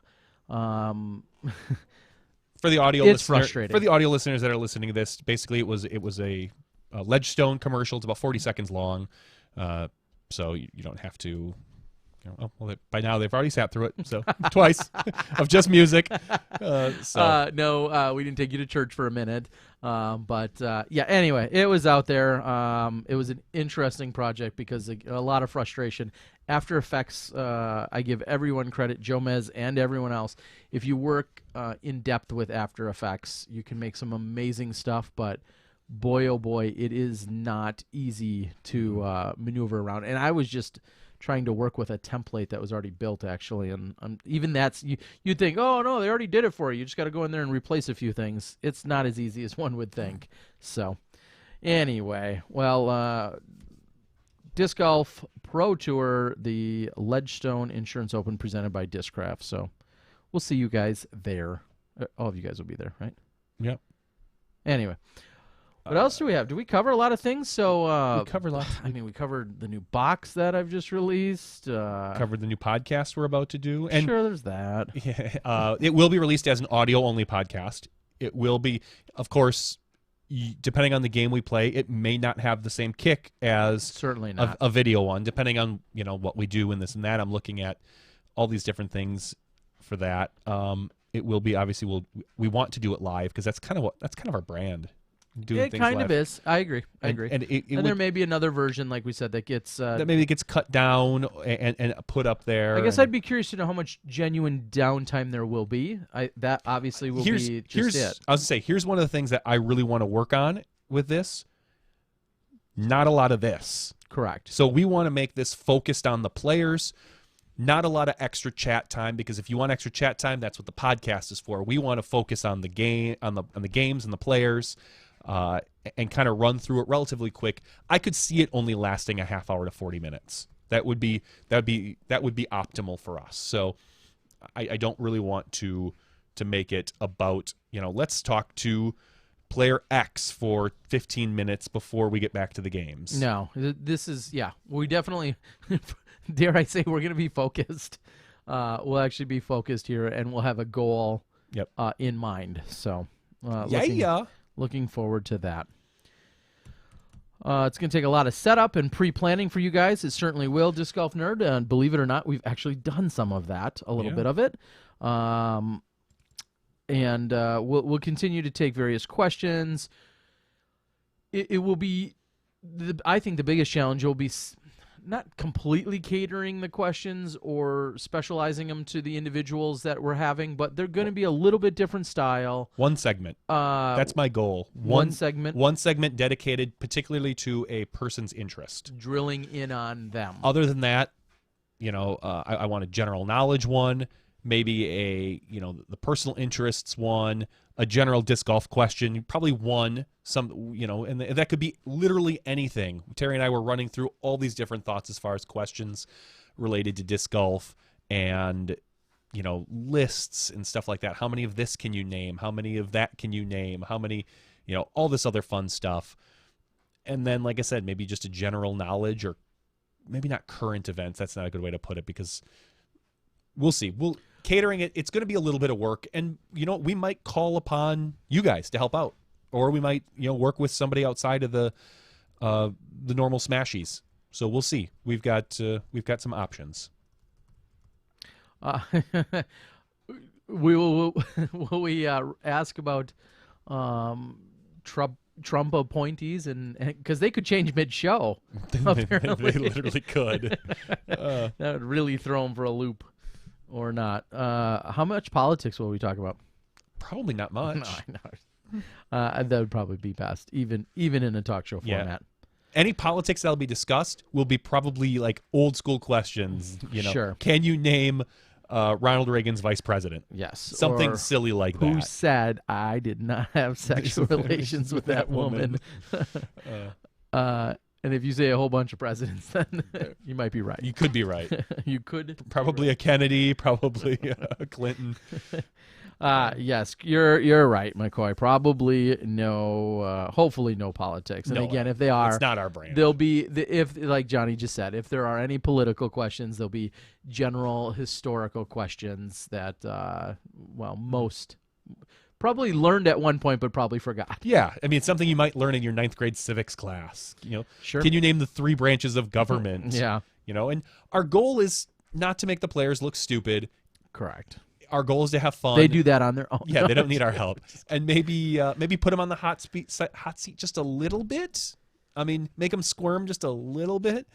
I think that would be fun. And I definitely agree with you, disc golf nerd. I remember at least, well, maybe I haven't played Trivial Pursuit lately, but there was certainly there's a notion of like Trivial Pursuit questions can be just so tough which is why I would not get like. And I know a little bit of trivia. So I wouldn't get like Genesis 5 or something like that. That's why I when I went out and looked for them, I went for pop culture, the 80s, the 90s, maybe the 2000s, something along general lines. And again, that's one segment. That could be like the tough segment. Like, okay, here's one card of Trivial Pursuit questions. How many can you answer for points? And it's just a random. It's something we don't have to think of. Sure. And it could be tough, and they might get 0. They might get 1, but it might give us a couple chuckles. They could come up with a funny answer. That's what we're looking for. I want to go back and look at some of the most popular game shows and see which ones we can directly steal from. Win, lose, or draw just keeps coming up in my head. Sure. Obviously, some form of a Pictionary, I think, could be a lot of like fun. Like a taboo or a catchphrase. Yeah, or That's a what I heads was up, thinking. which is more of the updated Ellen's version. But yeah, there's a lot of different things out there. If there's a particular segment on a Fallon where I think of truth or lie is I think how I'm sorry I forget the actual name of the segment, but he where they look at something in a box and then you have to tell the other person, and obviously we don't need that extra step. Or 2 truths and a lie. Isn't that a game show? Yes. I don't think it's a game show, but Yeah. a game. So there's all sorts of fun things like that. I think us coming up with 2 truths and a lie would be a really good one. Or maybe even our guest against the other guest. They have to, come up with them or something like that. So there's a lot of different ways that this could go. This is one of the reasons why we're starting it out only maybe every 2 weeks, because we don't know how much work this is really going to entail. Doing it weekly for us might be a little bit much. So, and if it works out and we like it and we're getting maybe some outside help, or we find out that it's not as hard as we think, maybe it will go to a weekly show. But you have to understand, we only have so many disc golf personalities.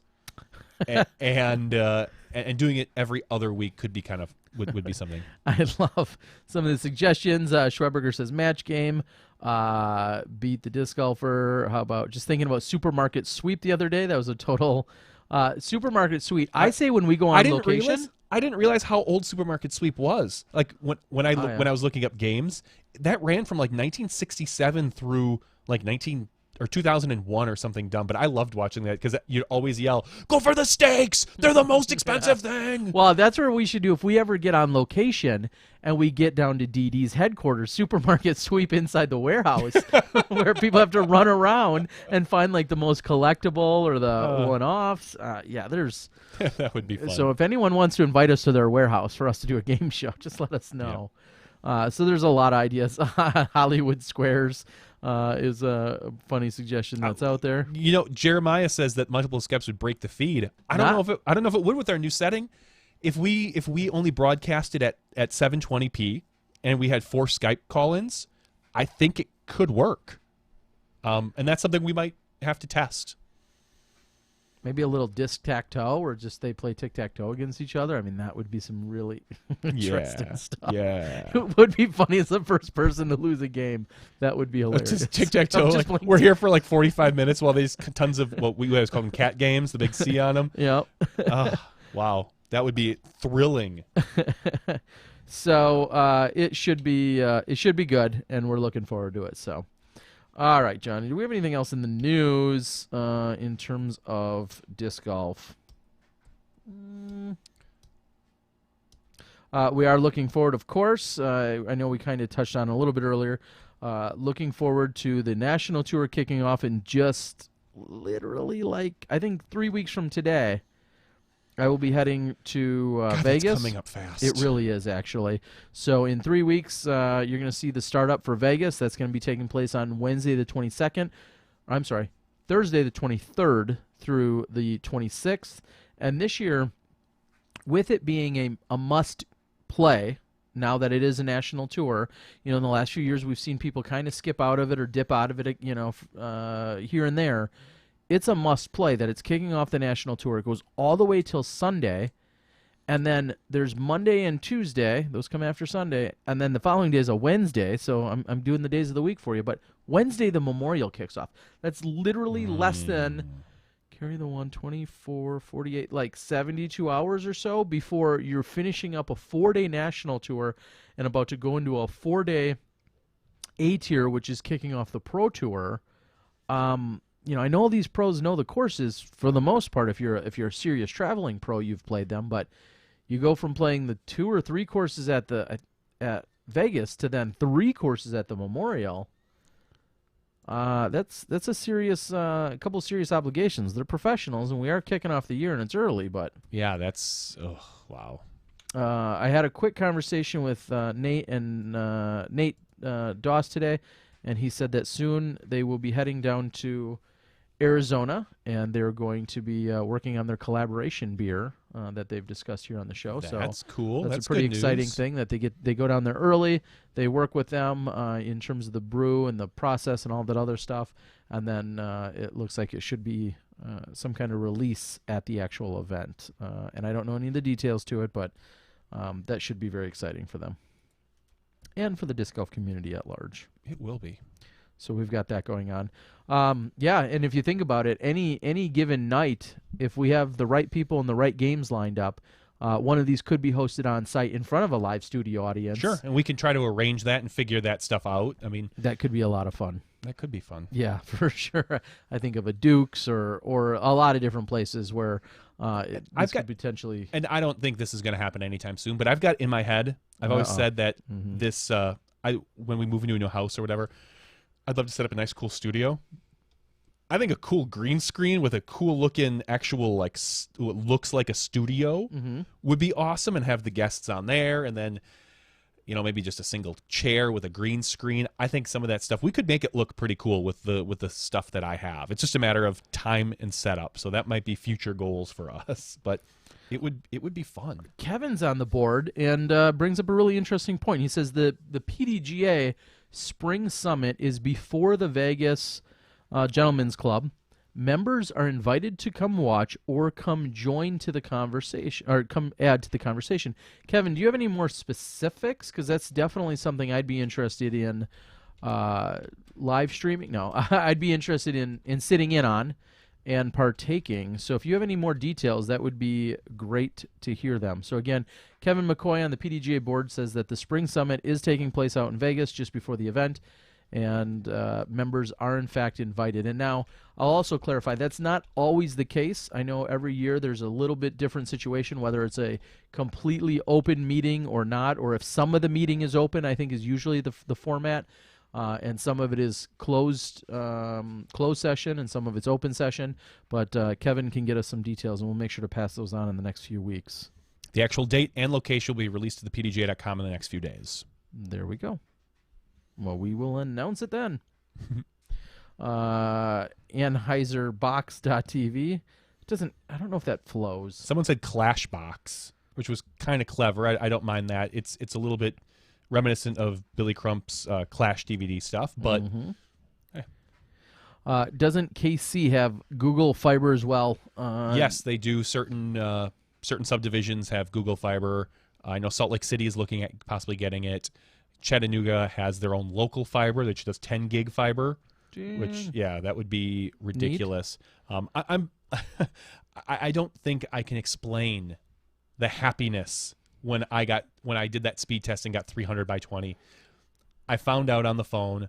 I immediately went to Best Buy. Normally I order all my stuff from Newegg. I went to Best Buy to get a new modem because my modem would have only supported like 170 or something by 10 or 15 based on the version of my modem. So I went to Best Buy immediately, made sure it wasn't a ridiculous cost, paid the same price I would have paid on Newegg, got home, made dinner for my kid, and then immediately called Time Warner Cable or Spectrum and got on the phone with tech support, said, all right, I'd like to register my modem.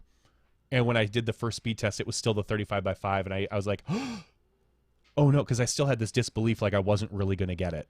Like, oh, they made a mistake on where It's you're too good to be true. where you live. It's the zip code next to yours and this and that.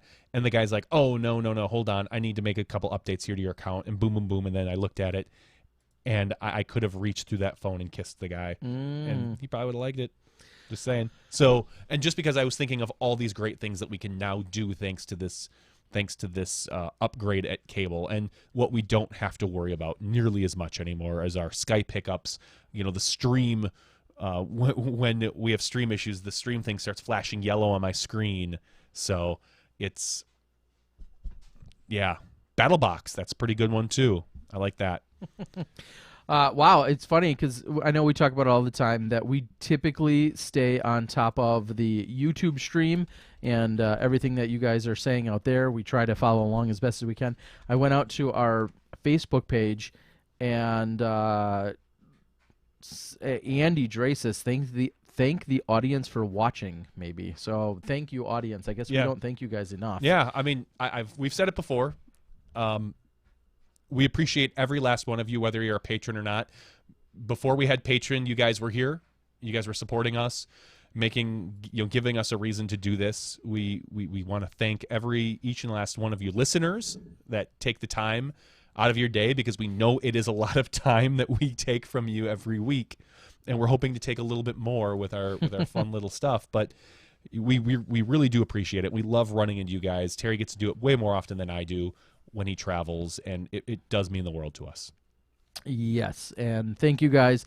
And Daryl, yep, get with the program, bro. We will be in Vegas for the last 2 days of the event, and we'll be in the Memorial for all 4 days of the event. So 6 days of live coverage coming to you right here from SmashBox TV. All right, I think we can call it. What disc will we receive for the Patreon support? We're not sure. Like I said, I'm going to wait a little while before, probably a couple more weeks before I kind of make a decision. Terry and I make a decision. We should put out an RFP for that. We could put out an RFP for that, something along those lines, to find out. Formal and official. It does. Just because we want to make sure that we don't order, we'll just say 50 of them, and then suddenly there's a big influx after that, where then we really need to go and order, 20 more, because I'm sure if we order them in bulk, it'll be better. So we haven't quite decided on the disc yet. We're going to talk to a couple of our friends in the manufacturing community, reach out to them, and hopefully get something like that all prepped. What do they have to do to get a SmashBox TV disc? If they need to be a donor at the $3 level, they get. We're going to give them a. So if they're brilliant, they'll sign up for $3 for a week, and then they'll quit. I'm giving you guys a hint there, and then we'll lose good money on that. So do that. That's not going to work, because we'll be able to see.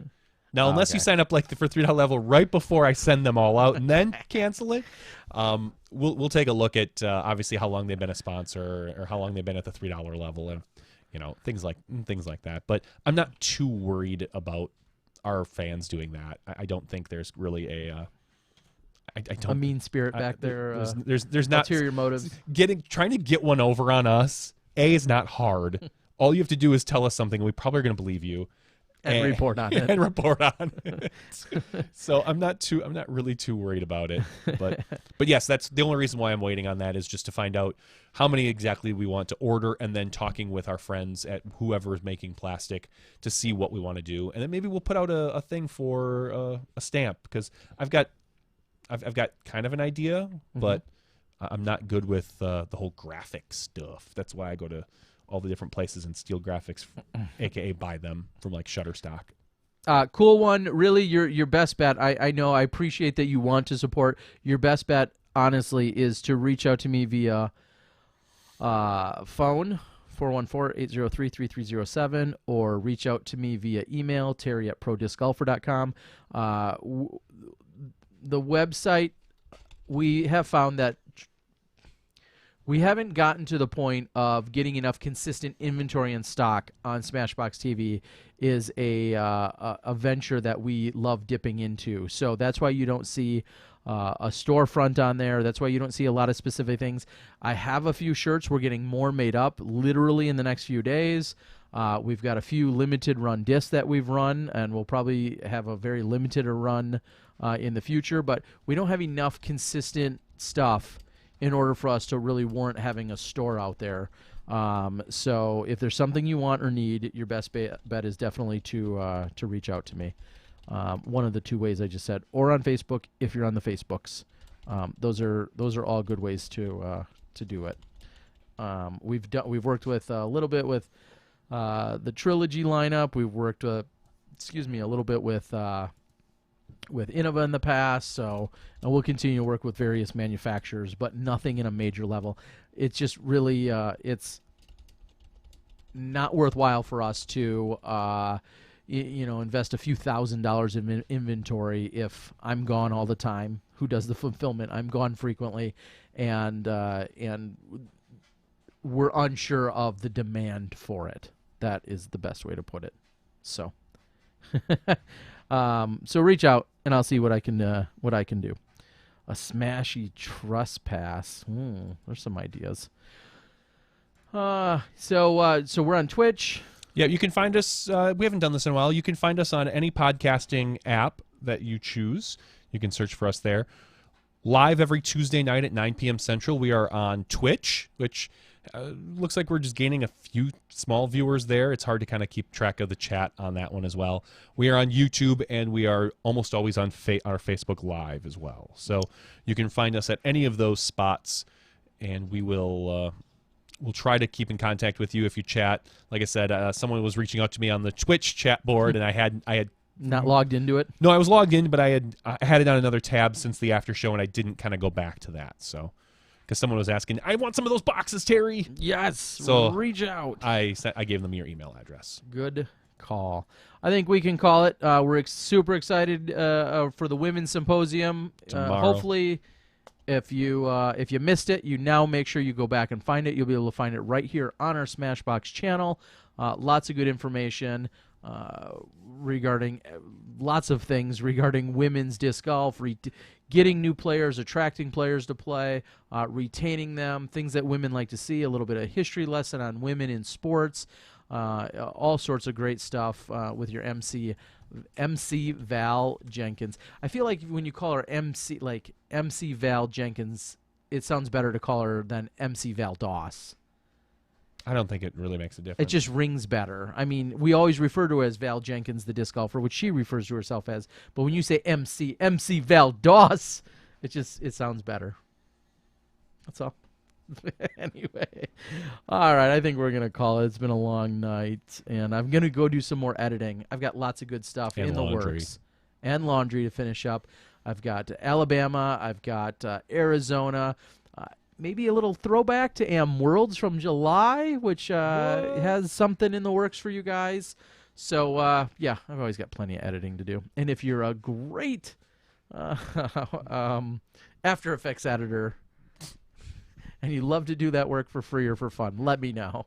So for Johnny V and myself, the Disc Golf Guy, this has been podcast number 129's After Show, covering our brand new Disc Golf Smashbox game show we're going to be doing. We look forward to you guys joining us for that next week, and for our regular podcast, of course, taking place at 9 p.m. Central. We'll see you then when you step inside the quiz Smashbox game show. Flash game thing. Box Anheuser. Beep.